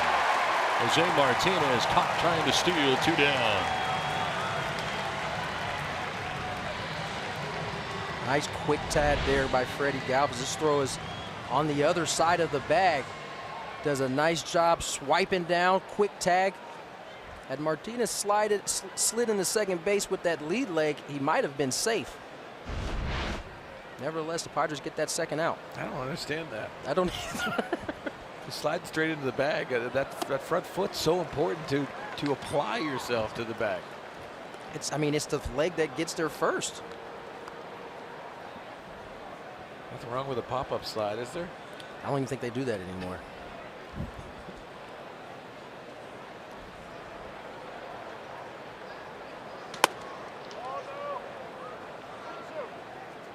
I wanted to do a pop-up slide because I felt like I was faster, even though I knew I wasn't. Had the illusion of. It did. It just made you feel good. Maybe rip your pants so you got to send them down to Spencer Down. There's a grounder down the 3rd base line. All Headley can do is grab it and fire it back to second base, as that is a hit for Dexter Fowler with 2 down. The defense was aligned. He was swung over to the shortstop side at third. Well, this is an easy double. You see almost the check swing. Excuse me. And for Chase Headley, watch where he's positioned. He goes a long way just to get this. He saves the double, which is pretty important with 2 outs. So 2 down, Fowler at first, and Paul DeYoung coming up.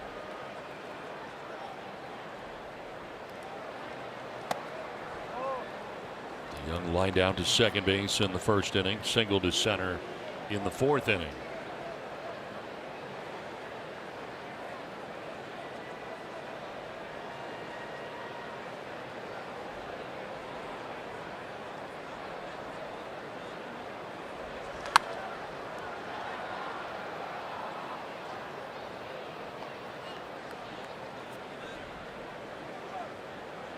With Dexter Fowler's speed, you have to almost take an extra step if you're a defender in the outfield. So the outfield positioned a little bit deeper with first base, guys on second. With 2 outs, you have to have the ability to cover that.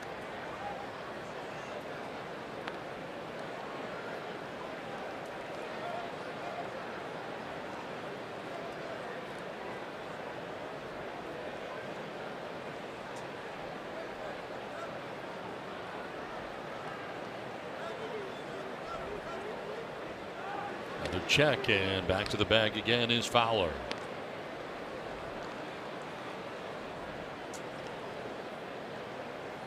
Center fielder Manuel Margot over towards the left center. Well, off the line and right is Jankowski as well. Waiting for DeYoung to pull another throw over. Harder that time. You were a base stealer 2 times over. Is that an indication? Yeah, they're paying attention to me, but is he working that breaking ball? This situation, is this a stolen base time? This is definitely a stolen base time. I mean, you got a 2-run lead.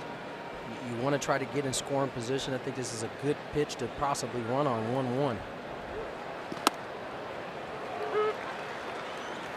See, Maton comes with the breaking ball there, and I think the 2 times over was a result. Even though they got Martinez out, Maton wasn't paying a lot of attention to him. So I think those 2 pickovers are a result of that. Reaches out and hits a fly ball to center field. Margot out there waiting. Will take care of out number 3. 5.5 done. St. Louis on top 2-0.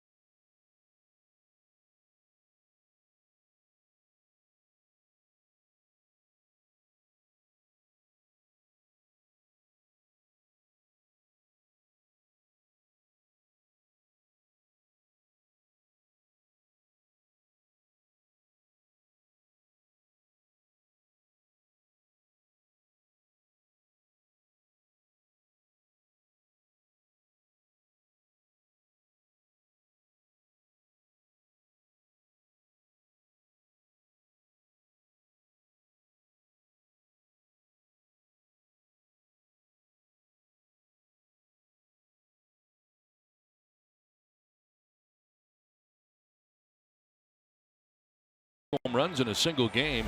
Tweet at Fox Sports San Diego using the hashtag #Hit2Get2 for your chance to win 4 new Hankook tires, brought to you by Evans Tire and Service Centers.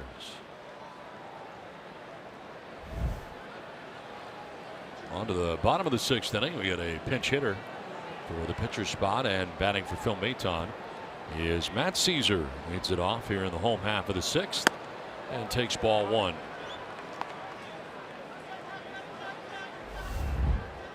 .250 with a home run. 4 runs batted in for Caesar. Well, had the big double in last night's game, which I thought was pretty important, getting that spot start in the leadoff position. Those are needed at bats, even for these spots. Now you're pinch hitting, you always want to try to get some rhythm. Even that spot start's going to help you moving forward. Well, last night, the first time that he has batted leadoff this year.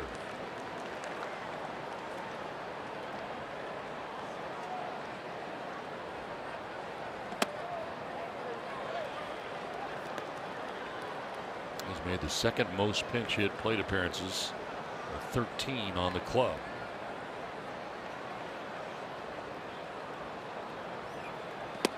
Full count now. Nicholas has kept the Padres off balance all night. 10 ground ball outs induced by this right-hander so far in the game, as he works his way to the 6th inning, and this will be pitch number 72 of his outing. And it's ball 4. Leadoff walk for Matt Caesar. It's the first walk given up by Michaelis, and only the 3rd of the year. This copyrighted telecast presented by the authority of the San Diego Padres. It may not be reproduced or retransmitted in any form, and the accounts and descriptions of this game may not be disseminated without the express written consent of the San Diego Padres. And this guy just does not walk people. That's the first walk in the last 26 innings. That's pretty impressive. Very good plate appearance by Matt Caesar. Now Travis Jankowski shoots it foul down the left field line.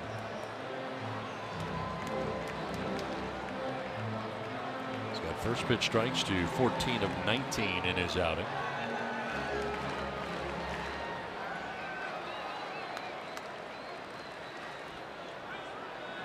Look at the pitch breakdown for him, working here in the 6th inning.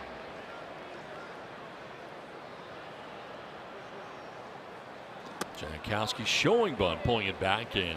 Kind of evens here 1-1. Matt Carpenter, third baseman, was ready for that situation, but I like that from Travis. Even showing it will open some lanes to be able to slash some hits into. Seen Travis even go the other way at times.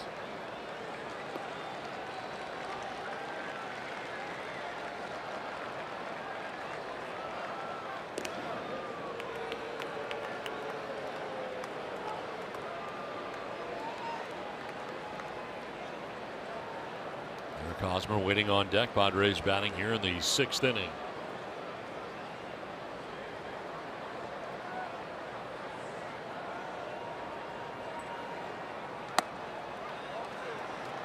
Two and one.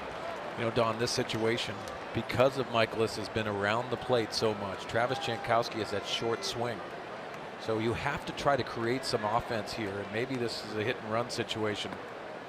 He tries to set Matt Caesar in motion.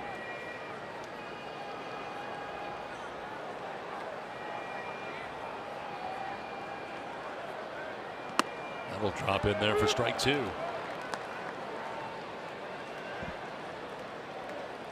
in with a perfect record of 4-0. 2.70 earned run average, 7th start, and Padres have not had a base runner at second base yet in this game. Popped up foul off to the left out of play.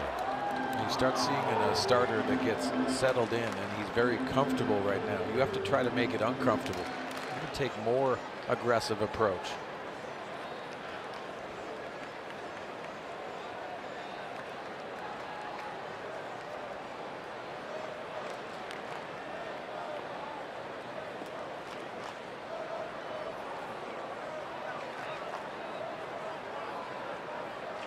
Jankowski will flip one, foul ground. Carpenter, third baseman on the run, over the shoulder, makes the catch on the second try. Couldn't on the first, and the second swipe gets it. Nice play over the shoulder with his back to the plate. And a long way to go. Nicely done by Matt Carpenter as we take a look at our Arco top tier play. Now, so impressive defensively, especially the third baseman. You could see his glove on that left hand. It's the tip drill, and you could see a little bit of snow cone. Whoa, what a play by Matt Carpenter. Got to have that concentration going over near the fans. Nice play on a tough offensive night for him. So 1 out, 1 on. Eric Hosmer now the batter. And 0 for 2 night tonight for Hosmer. He is grounded out to third and grounded out to second.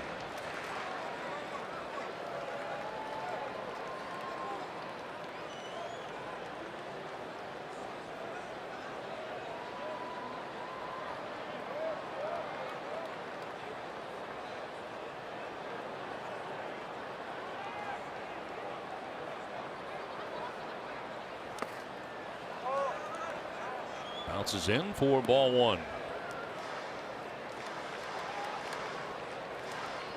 A walk to begin the inning for Caesar. Jankowski fouled out on a very nice play by Matt Carpenter. Jose Martinez holding on. Matt Caesar at first base and now gets that lead.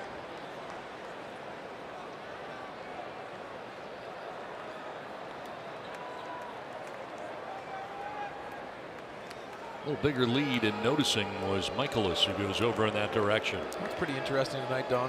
You know, with the St. Louis Cardinals, and so much in baseball is about the defensive shift. They've played pretty much true tonight. They have. And Miles Michaelis is throwing the ball and locating. They're just trusting their instincts and their defensive abilities. Swing and a miss for Hosmer, down 1 and 2. And most teams at the very least will stack it up on Hosmer on the right side. They've not done that. Yeah, and defensively you might be a little bit stronger in certain situations. Mike Matheny is that old school approach at times. Also, you have to have that blend of what the analytics say and how important it is defensively to be in the right position. Swing and a miss, and he went up top to get him on a 94-mile-an-hour fastball. 2 down. That's the third strikeout for Michaelis, and he just kept climbing the ladder. He's putting on a clinic. You can see it. It has everything to do with location, and he's dominating with different approaches to everybody. Reaching back with the four-seamer and pitching at the top of the strike zone against Eric Hosmer. 2 down here in the 6th inning brings up Jose Perella. He was grounded out to third base and single to left.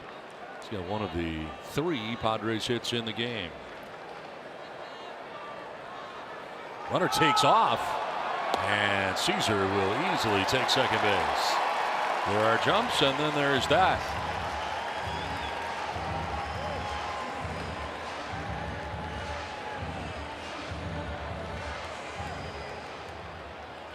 Well, somehow you just have to disrupt. And you see Matt Caesar easily going, not even waiting for that first movement from Miles Michaelis. Taking that opportunity with 2 outs, you have to press the issue. Because even scoring a run in this situation will change the mentality of Mike Matheny and how he manages the rest of the game. Miles Michaelis has been dominating, but you start getting that game closer, start making decisions in a different manner.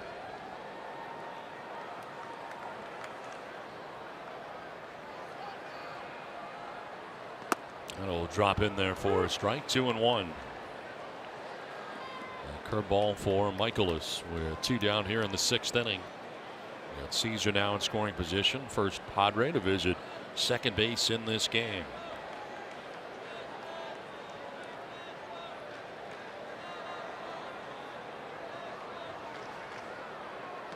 Perella goes around for strike 2. It's called strike anyway. Well, he dropped the previous pitch in for the breaking ball, and this one he added a little bit of velocity and that tight break, dropping off the table.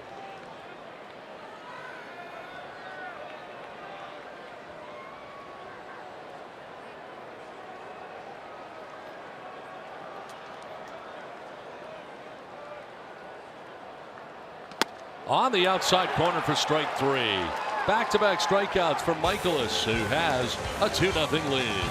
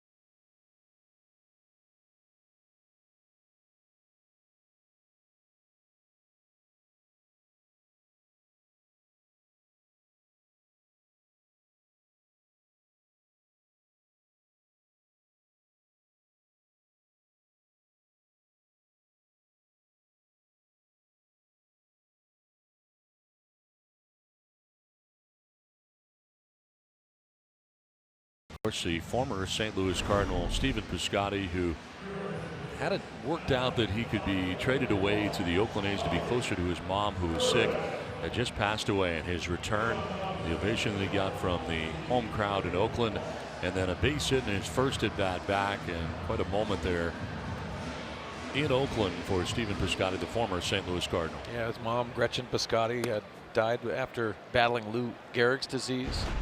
He comes on, and you think about that magical moment, and there's so many layers to this because the St. Louis Cardinals, having him, which is a very talented player, traded him to Oakland because that's where he was closest to his mom as she battled through the treatments at the hospital. But what a great moment it was for Stephen Piscotty. I think all of baseball was feeling that emotion.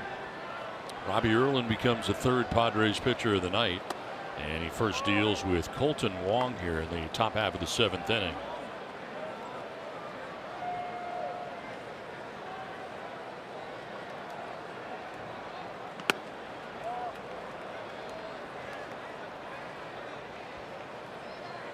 Wong 0 for 2, struck out swinging and bounced into a 4-6-3 double play. Robbie Erlin taking over for Phil Maton, who worked a shutout inning, working the 6th. Erlin on here for the 7th and dealing with the bottom third of the Cardinals order. This one grounded foul.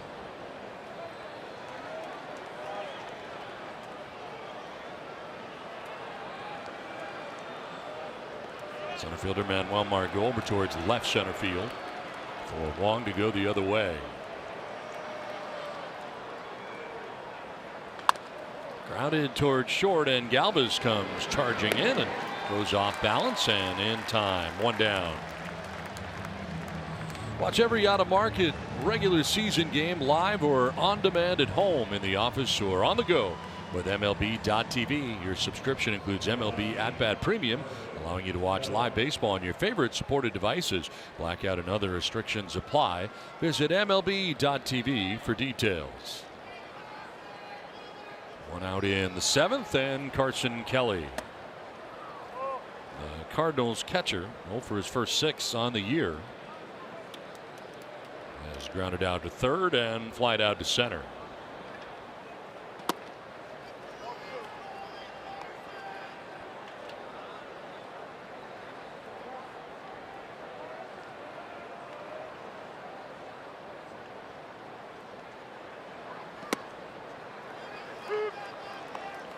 Two runs, 7 hits, and no errors for the visiting Cardinals. No runs, 3 hits, and no errors for the Padres.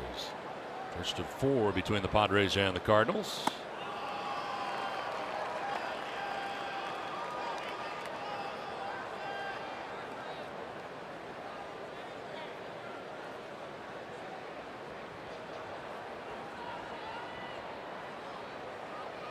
Swing and a miss, and Erlin picks up his first K.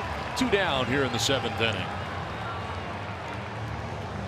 He's a guy that has pitched well enough to be in the rotation as well, perhaps. Perfect sequencing. Fastball up on the previous pitch, and then the changeup down and away, exposing Kelly to that changeup. You're right, Don. He has done a fabulous job out of the bullpen. Miles Michaelis batting for himself. Third time he's been to the plate, struck out the first 2 times, and is 1 for 16 on the year.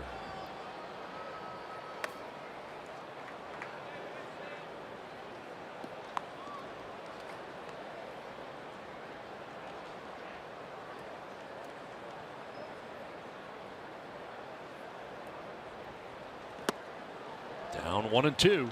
Has such good arm speed now. That really proves to Robbie Erlin, with the health that he has shown. The arm speed's back, and the location of his pitches are so much better.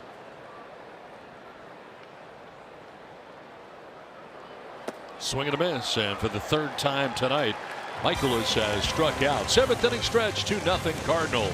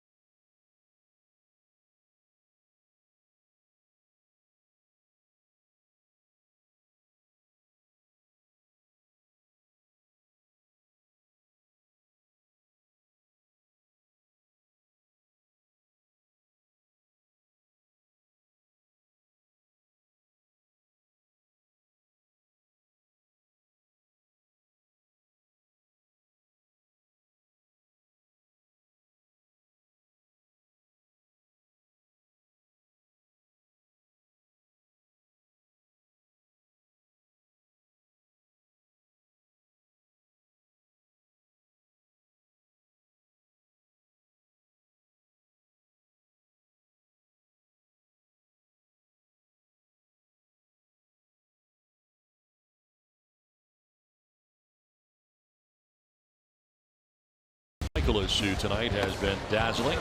Total of 4 strikeouts in his outing, but he's held the Padres to only 3 hits. You know what, as advertised, they're talking to what the Cardinals personnel talked about with Miles Michaelis. Been fastball heavy with curveballs and also the slider and changeup. Been very good, and I guess the benefit is he walked somebody tonight because it's only his 3rd on the season.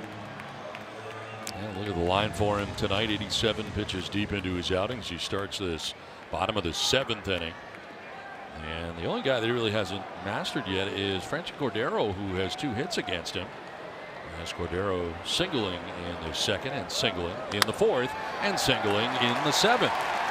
So still cannot get Franchy out. Leadoff base hit here in the bottom of the 7th inning. Well, so many times we talk about the power of Franchy Cordero. His first at bat to the left side, his second at bat center, and this one on the curveball, driving this ball to right, using all fields. Very impressive by Franchy Cordero and how he has matured into a very successful hitter. Mike Maddox, the pitching coach, out there for the first time in this game to talk to Miles Michaelis with nobody out here in the 7th inning. First action we've seen out there in the pen. It's like Jordan Hicks starting to get loose.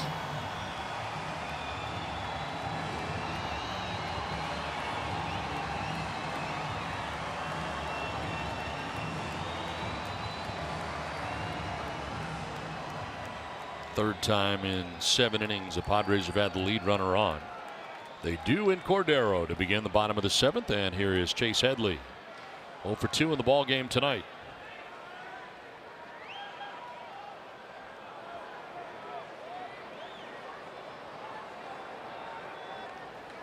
Throw over and back to the bag is Cordero.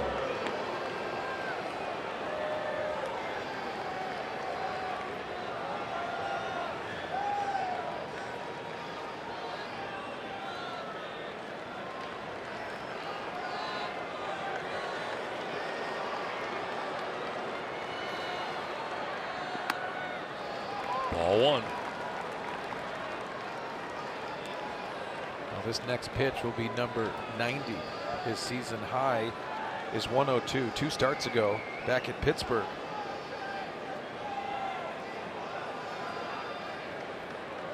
He's only gone over 100 twice on the season of his 8 outings, as this one drops in there for a strike. 1-1.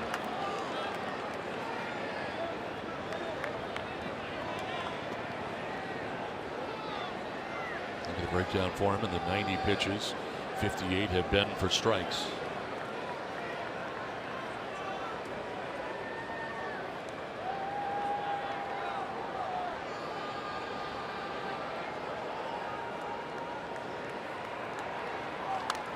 Headley fouls it off, down 1-2. He understands Franchi Cordero would like to steal the base even in this situation, pressing the issue like Matt Caesar did the previous inning. Miles Michaelis has shown that he will do that slide step and still command the baseball.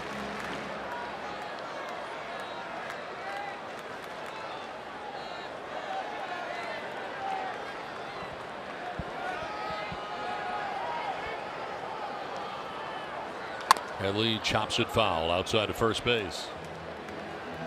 It's at 1-2. Getting to start at third base, and kind of sharing some time a little bit with Christian Villanueva, who has struggled lately at the plate. Talked about it earlier. 0 for his last 28 at the plate is Christian Villanueva, after being the rookie of the month for the month of April.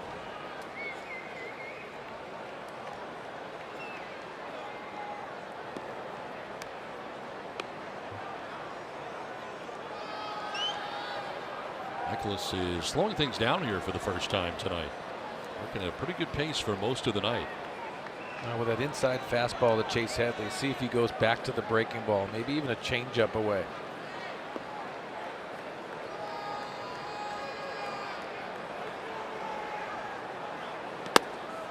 This is away. Well, that's a good take by Chase. Seeing that changeup, it's been a heavy dose of fastballs tonight to Chase. Rafi Lopez waiting on deck as the Padres bat here in the bottom of the 7th. Trailing by 2. Going back in there with the fastball. And Headley grounds one right side to Colton Wong. They'll go to second for one, on to first, and it's in time. Double play. 4-6-3 on the Twin killing, and they just get Headley at first base, 2 down.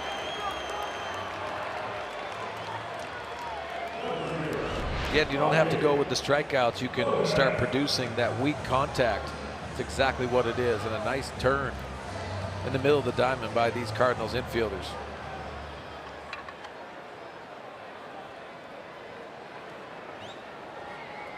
Well, 2 down here in the 7th inning brings up Rafi Lopez.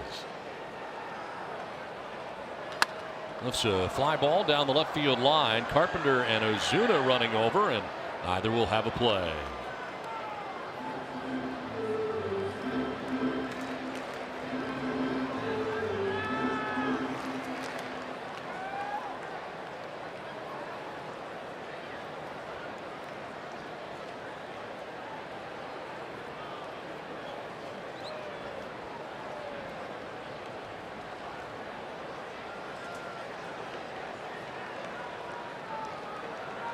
Field straight away here on Rafi Lopez with Freddie Galvis on deck.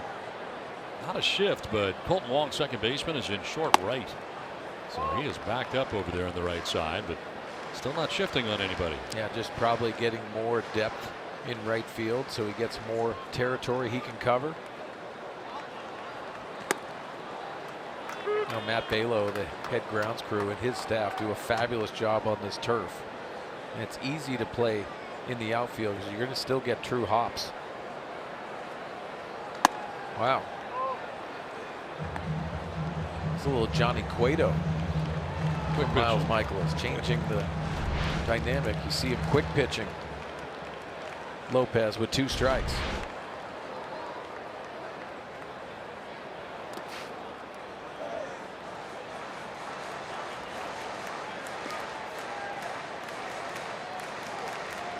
Next pitch will be the 3rd time he goes over 100 pitches.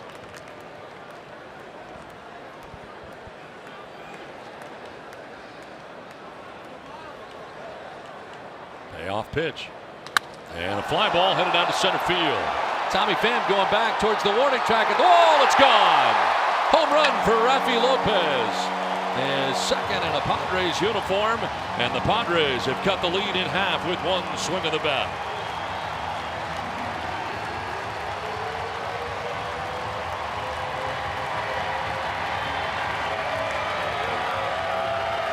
Well, his first home run was down in Monterey. That was a big one. This one was too. You could almost feel the emotion after this swing of the bat.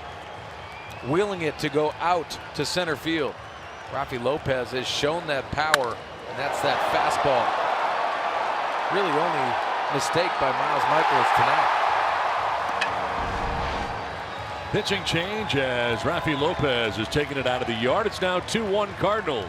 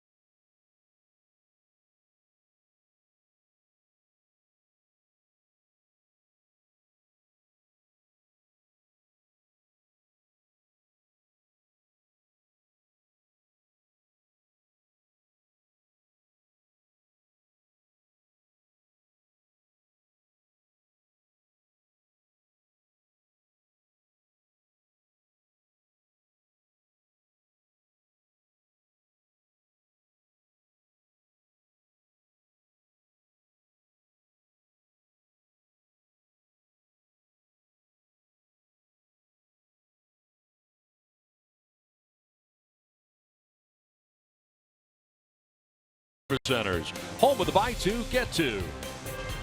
And by Jerome's Furniture, where Jerry's price is the lowest price every day. A tight one tonight from Petco Park, and the end of the night for Miles Michaelis, who leaves the game after 100 pitches and just surrendered his first run, the home run by Rafi Lopez. And into the game comes Jordan Hicks. Now the Padre hitter's going to have to turn up the dial. This is triple digits. Right-handed arm, the 21-year-old. Hello, 100. Yeah, and a 2-seamer for 100. Saw him the other night against the Cubs, and it was a slide step 101.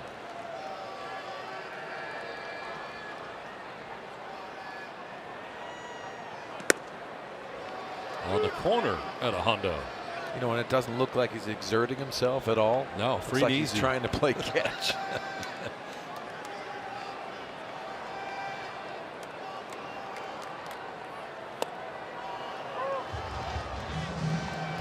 You got to hurry up and make a decision. Yeah, and that's getting it started earlier. When he shows movement, you have to start moving. Now. Now. That's strike 2. Took a little off. Yeah, 99. He did. He backed off a little bit. It really hasn't been for Jordan Hicks the strikeouts with the high velocity. It's been weak contact. It's been impressive in his outings. Galvis hits one in the air to left field, sending Ozuna back in front of the warning track to make the catch that ends the inning. Rafi Lopez's home run cuts the Cardinals' lead in half. We head to the 8th. St. Louis on top, 2-1.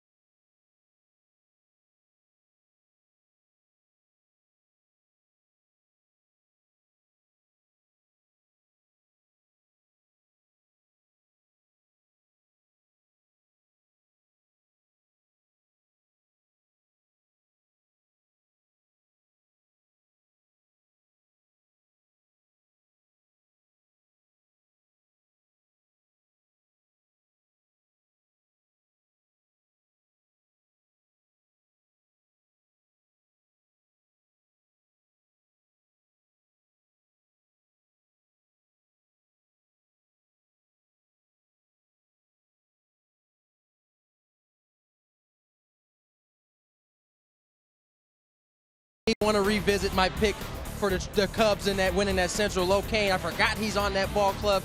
Big homer right there, led that team to a win today. You like Chicago, though, overall? I think I do. I do. The pitching at the end of the day, I think is the best pitching in the division. Maybe besides this Cardinals team that we're seeing tonight, but I like Chicago. I do. It's probably a solid pick. All right, Tony and I are working on Padres Live, the post-game show, which will be brought to you by Cox Communications tonight. When we see you after the final night, you're going to hear from Andy Green. We'll get you set for Game 2 of this 4-game series. Eric Lauer on the mound. And, of course, we've got a preview of Spotlight on the 1998 World Series team. Gentlemen? All right, thanks very much, Mike and Tony, as we move along here to the 8th inning.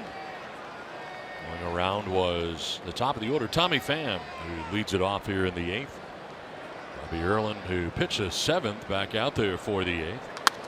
And a fly ball down the right field line, headed towards the corner and the pole, and it's a foul ball. Just to the right of the 322 marker down that right field line and in the corner. Well, Tommy Pham's last at bat, a 3-2 breaking ball by Jordan Lyles. That's been the difference of this game. And his home run was his 6th of the year. The Cardinals a 2-0 advantage at the time.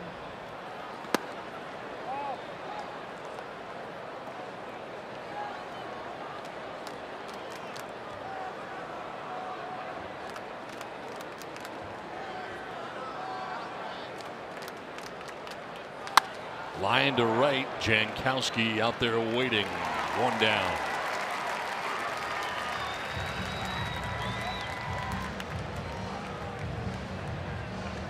That'll bring out Matt Carpenter, who has continued to struggle at the plate. 0 for 3 in the ball game tonight, striking out 3 times. All of that was against the Padres starter tonight, Jordan Lyles. So he gets his first look tonight at Robbie Erlin with 1 out and 5 in a row retired by Padres pitching. Robbie Erlin continuing to do a good job pitching in and out, up and down. He's really been very good. Yeah, setting the tone as well, and very quick paced, even with his delivery, and the command has been very good.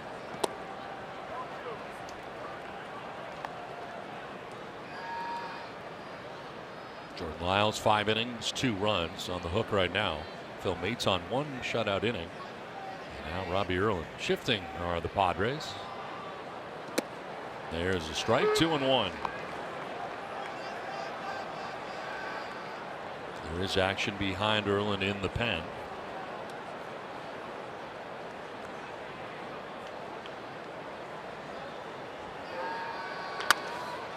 Line to first, and there to make the catch is Hosmer.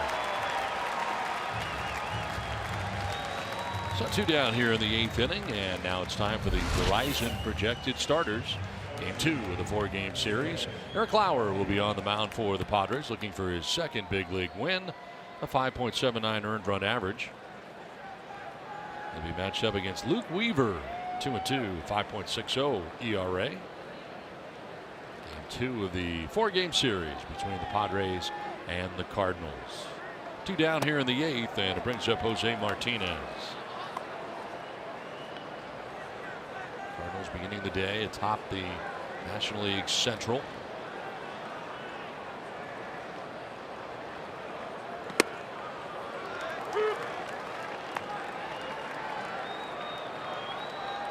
Erlin about to throw his 25th pitch of relief since coming into this game. So far, it's gotten him an inning in 2/3.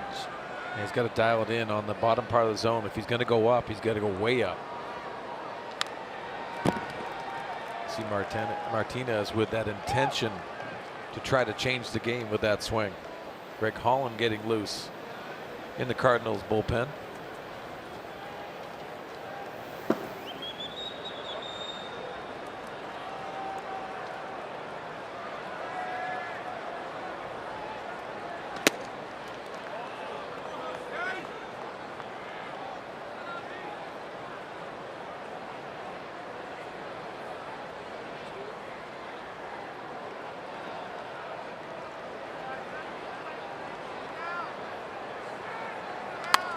Sprayed foul off to the right, out of play.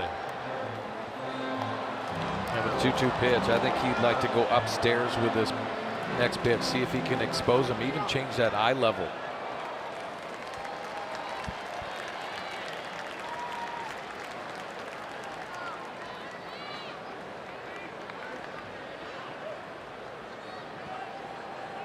Try to come in.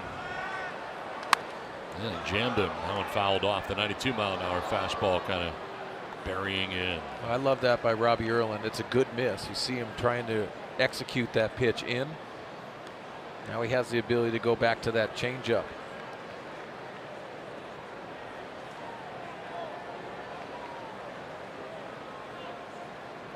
He's going with a curveball. And it's on the ground to short. Freddie Galvis will fire to first in time to retire Martinez and the side. 2-1 Cardinals.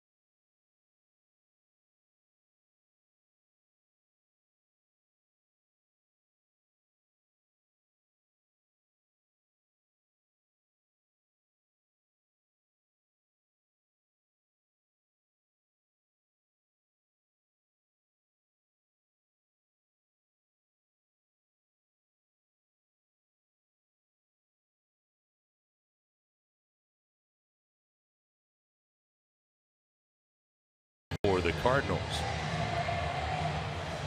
The new pitcher is Greg Holland, who comes into the game.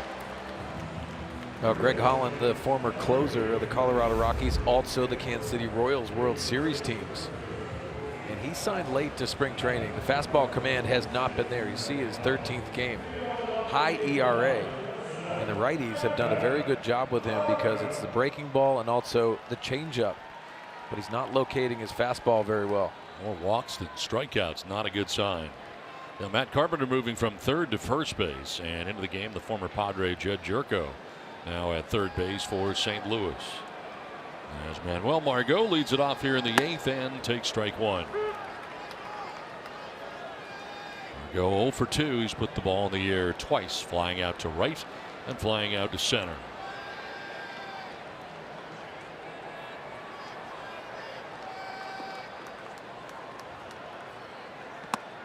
Down 0-2.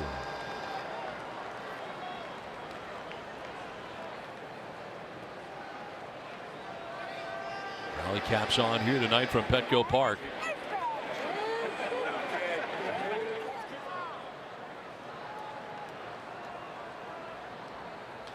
Little number in front of the plate. Out quickly is Kelly. It's a fair ball. And Margot retired for out number 1 of the 8th inning. What about 3 feet? One down. Now Carson Kelly gets out of his crouch very quickly and pounces on this ball before it goes foul, but this deadens right inside the line. Clears himself and throws an easy pitch and catch to Matt Carpenter. One down in the 8th inning, and it brings up Christian Villanueva, who is going to pinch it here in the pitcher's spot.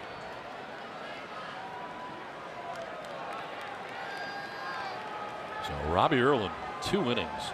Retired all 6 Cardinals that he faced in the 7th and 8th innings. Very impressive. Yeah, you can't stop praising what Robbie Erlin has been for this bullpen. The long man backing up the effort. Jordan Lyles tonight. That is a strike over the outside corner to Villanueva. Mentioned his struggles lately after winning Rookie of the Month in April. It has been a tough time for him since.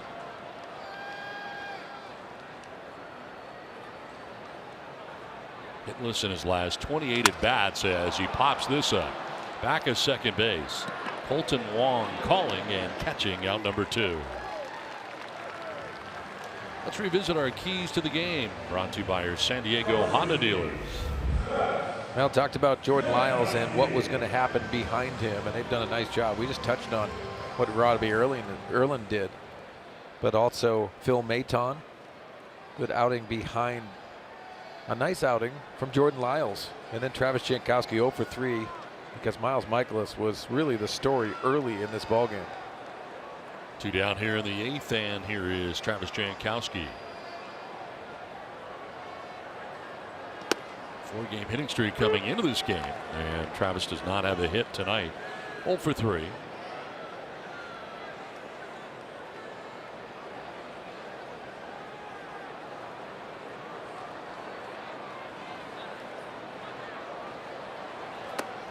Jankowski will take a ball 1-1. See Greg Holland as the guys start warming up situations. Adam Simber and Brad Hand, who got his 10th save last night. Greg Holland gives you a different look. See those mechanics. He falls off towards the first base dugout. So if you haven't faced him too much, it's hard to pick up that release point.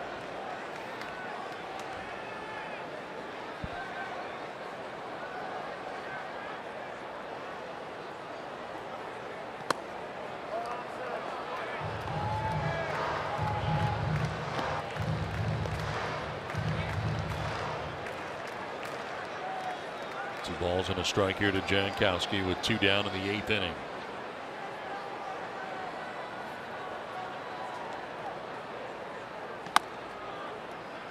Strike on that outside corner to even the count at 2-2.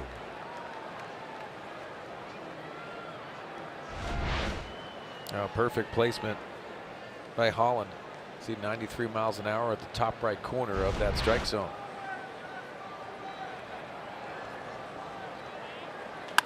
Line foul. We'll do it again. 2-2.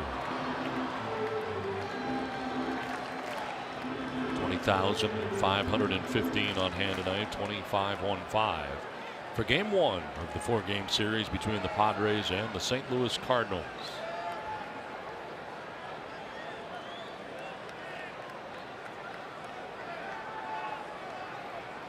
2 outs, last of the 8th. Padres trailing by a run.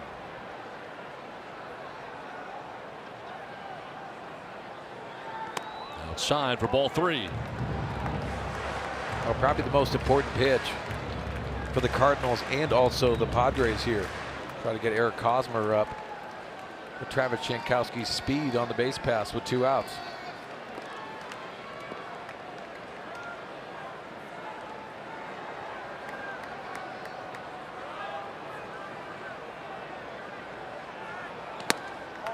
Ball 4, and Jankowski gets a 2-out walk. This is the second walk given up by Cardinals pitching. And Matheny's seen this before this year from Greg Hall. Another walk. It's the 10th of the year. Well, he'll throw any pitch anytime, but I thought that was very passive in a situation where you had to go on the attack. Now Travis Jankowski is on first base. This changes everything. Puts a lot of pressure on the outfielders, but also puts it in the hands of Eric Hosmer. Hosmer 0 for 3 in the game, grounding out twice and striking out swinging.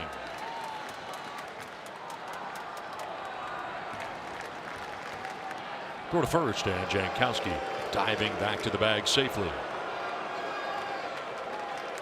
Now for Travis, I think he has to feel and make Greg Holland aware of what he's trying to do, but I think he stays placed at first base. Lets Eric Hosmer swing until possibly 2 strikes.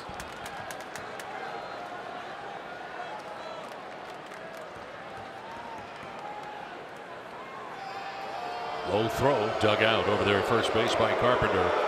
He just moved from third base to first base as part of a double switch. Former teammates going at it. I think Eric Hosmer knows exactly what Greg Holland has.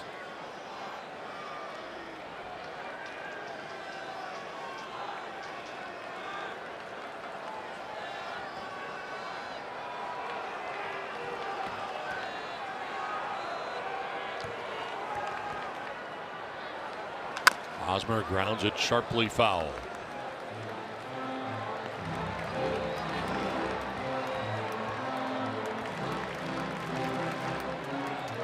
Margot with the ground out to begin the inning. Being away with pinch hit, popped out to the second baseman. Jankowski with a good plate appearance, walked. We're at 2 outs here in the 8th, and Hosmer now down on the count 0-1.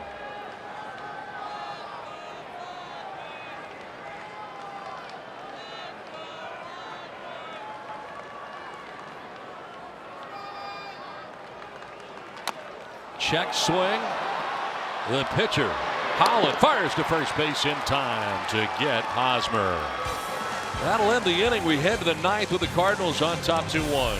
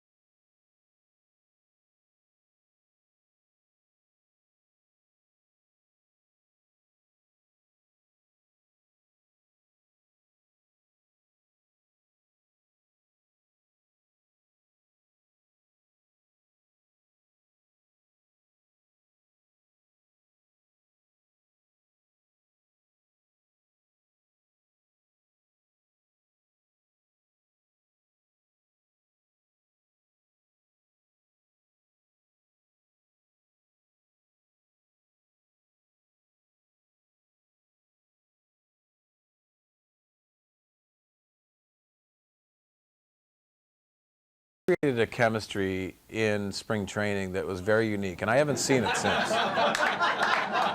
It was a really a loose group.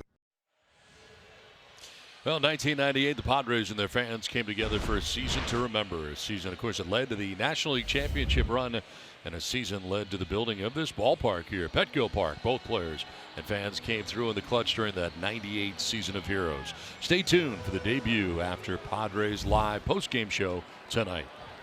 I mean, opportunity for a lot of us to be able to salute a lot of the guys that we have unfortunately lost. It's Tony Gwynn, it's Ken Caminetti, Kevin Towers, and also Rob Piccolo. But also bring up all of those memories. But what those four did for all of us is going to be pretty special, and we'll have some of those moments, but we're also going to have a lot of laughs. Adam Simber into the game here in the 9th inning, trying to keep it right where it is. Padres trailing by a run, and Ozuna upset with himself there as he fouled that pitch off. 0-1.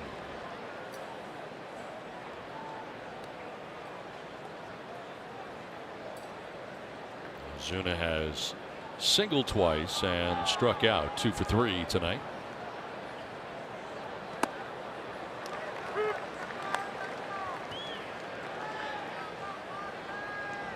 Most innings pitched by the bullpen, 148 2/3 for the Padres, tied with the Angels in that category. A lot of work from the pen, but it's been good. Yeah, really the strength of the team. And you think about Adam Simber, he has the most appearances of all of them, including Brad Hand, who he just surpassed for the moment.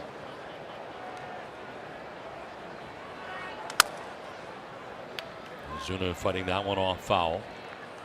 And fractured the bat, and he did.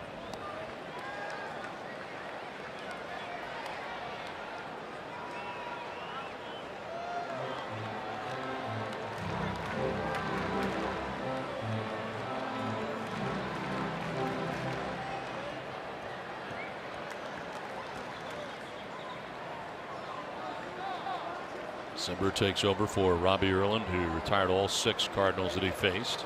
Ozuna with a swing and a miss, chases that, and strikes out for the 2nd time tonight. 1 down here in the 9th inning. Now, Simber made the roster on opening day because he's handled the glove side command. I think that's the most important thing. With that sidearm action, typically you would go down and into right-handers.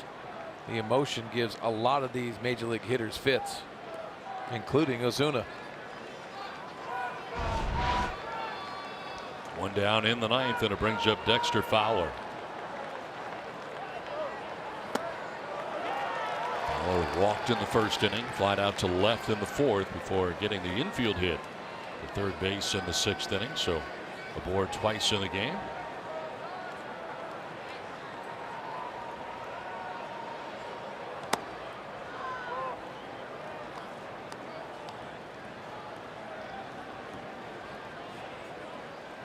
Eight in a row retired by Padres pitching right now.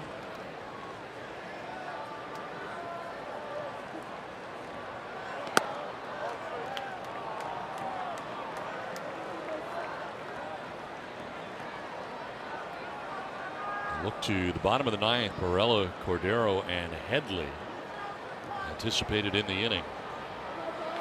Inside out, swinging a bloop. Chase Headley will run down and foul ground. 2 down.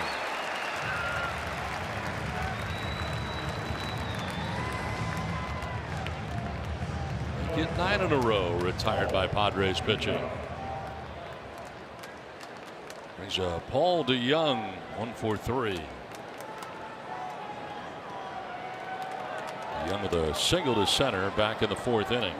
That one runs right away. Ball 1.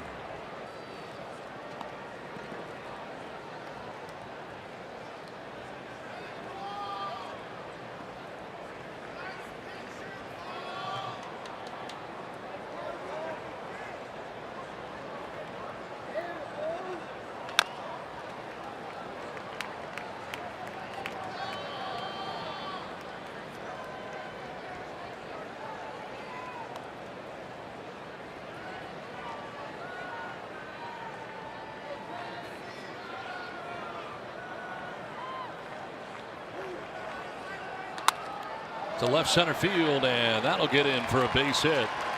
Cordero cuts it off and fires it towards second base. A single with 2 outs for Paul DeYoung. Breaks up a string of 9 in a row retired by Padres pitching.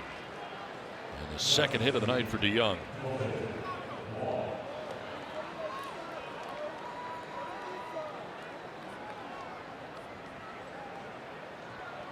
Takes us to Colton Wong. 0 for 3. Wong has struck out, grounded into a double play, and grounded out. Jumping on that first pitch and foul tipping it for strike one. Aggressive approach by Wong, but he also will exit the strike zone. So you can pitch around the strike zone. You see that 205 average.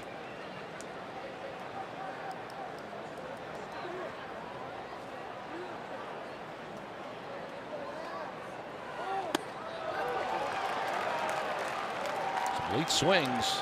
Fastball at 87.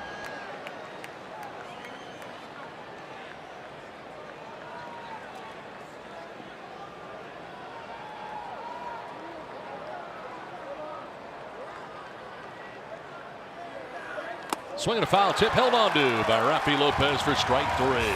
We head to the bottom of the ninth, 2-1 Cardinals.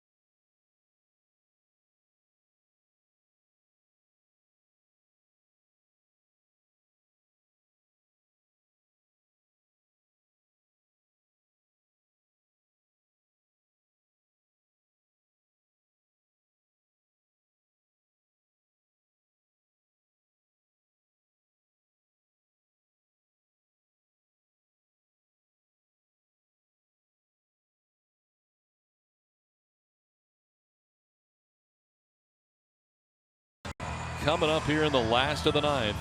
But Norris into the game now for the Cardinals. Well, but Norris 7 for 7 in save opportunities. That's tied for 7th in the big leagues. Padres have their work cut out for him, but get a guy on and a bloop and a blast. Let's walk it off.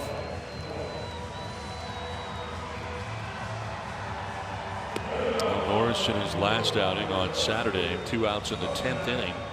Left that game with right tricep tightness, but is okay and back in there tonight looking to close it out for the Cardinals. 23 strikeouts. He is second on the Cardinals in appearances with now 18.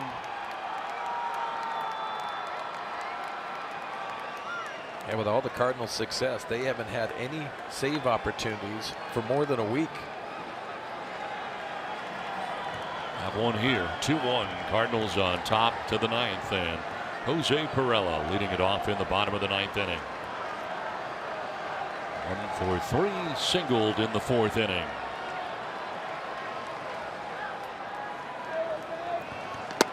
Strike one. Norris taking over for Greg Holland to win an inning. Had a walk after 6 2/3 from Miles Michaelis, and then Jordan Hicks went a third. Only run of the ninth. Michaelis allowed the solo home run last batter he faced Rafi Lopez to straightaway center field.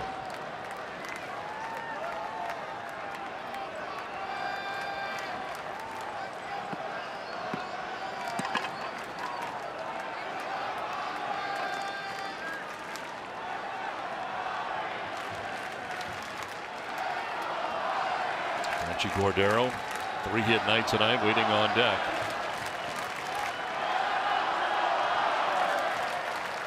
Perella fouls it back, 1-2. I can see Bud Norris commanding that fastball and even cutter on the outside part of the plate. Now the old school approach for closers is they would command the outside even pitch off the plate and get those calls.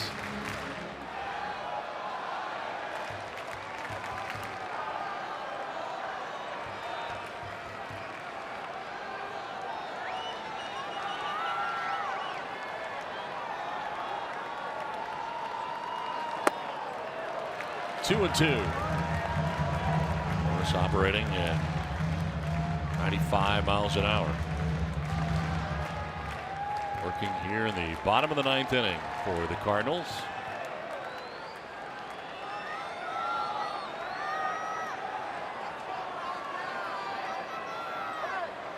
Time call. Perella granted time by Jeff Nelson, home plate umpire.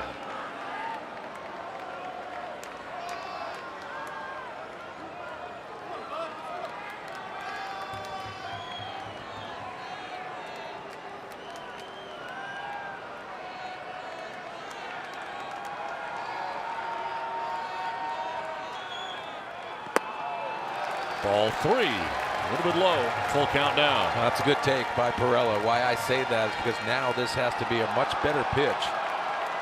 It's the last thing Bud Norris wants to do is walk the tying run.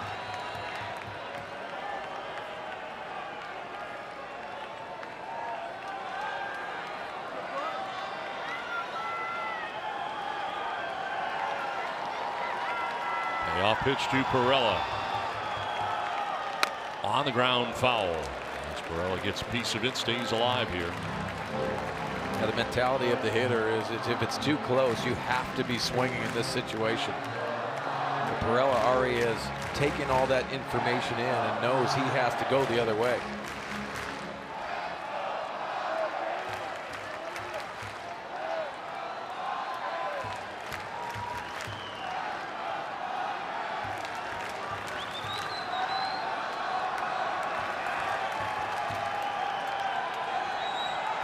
Perella fights it off foul. 95 again. And it was up.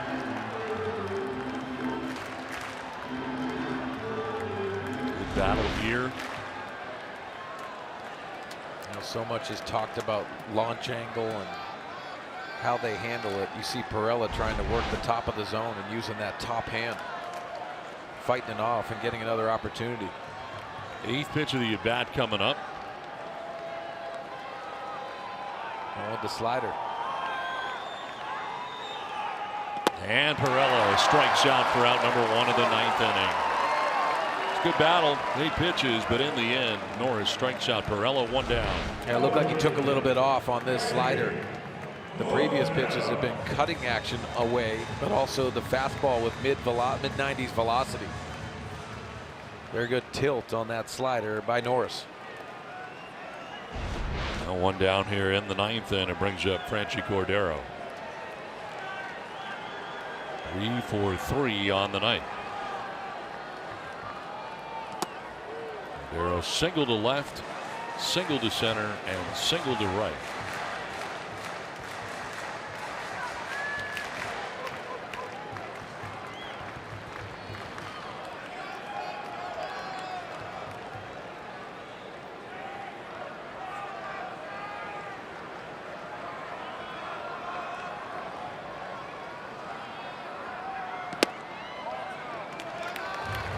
Just missed. 2-0. Now this looked like a pretty good pitch at the bottom part of the zone. See Kelly trying to lift that back in the strike zone to show Jeff Nelson, the home plate umpire. So instead now 2-0 for Franchi Cordero. Chase Headley waiting on deck here in the 9th inning. That's a strike. And same spot really there at the bottom of the zone, but this time it's a strike. Well, this had a cutting action to it. 2-0, and you know that hitter is in the zone, and Cordero didn't like it. Chase Headley waiting on deck with 1 out in the last of the 9th inning.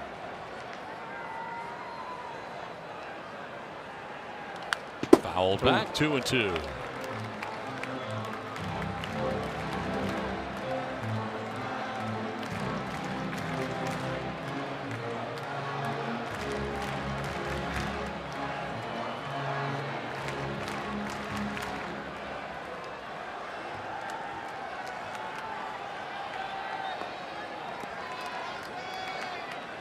Very deep are the Cardinals defensively in that no doubles defense out there. Ozuna in left, Pham in center, and Fowler in right, about as deep as you can be. And a fly ball down the left field line. Ozuna headed over towards the corner, and he'll make the catch for out number 2. Cordero underneath it, and there are 2 outs in the 9th. Well, Norris's command on the outside part tries to elevate a little bit for Cordero, and he is frustrated. Go back to that 2-0 count. I thought that was the best pitch Cordero had to drive. 2 down in the 9th, and it brings up Chase Headley. Chase 0 for 3 in the game, has struck out, grounded out, and last time up bounced into a 4.63 double play. 407 his batting average in his career, though, against Bud Norris. He has seen plenty of Bud Norris.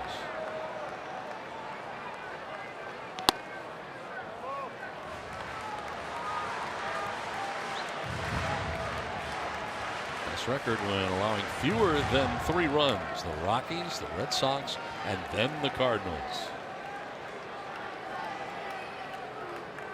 They've allowed only 1 run in tonight's game. And the Padres are down to their last out. Headley will ground it softly towards Colton Wong at second base, and that is the ball game. The Cardinals take game 1 of the series. They hold on and beat the Padres tonight 2-1 as Norris comes in and picks up the save. Padres Live is next. Mike Pomeranz, what's in store? We'll talk about Jordan Lyles tonight. You're going to hear from Andy Green as well. And we'll talk about game 2 of 4. Eric Lauer getting the start. Going to need to get the Padres on the winning track. All that and more coming up on Padres Live.